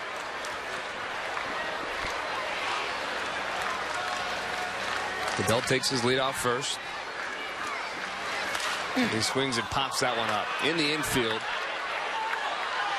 Shortstop makes the catch, and that's the third out of the inning. So the Phils fail to score there in the ninth, and, well, tip of the cap for Bob McClure.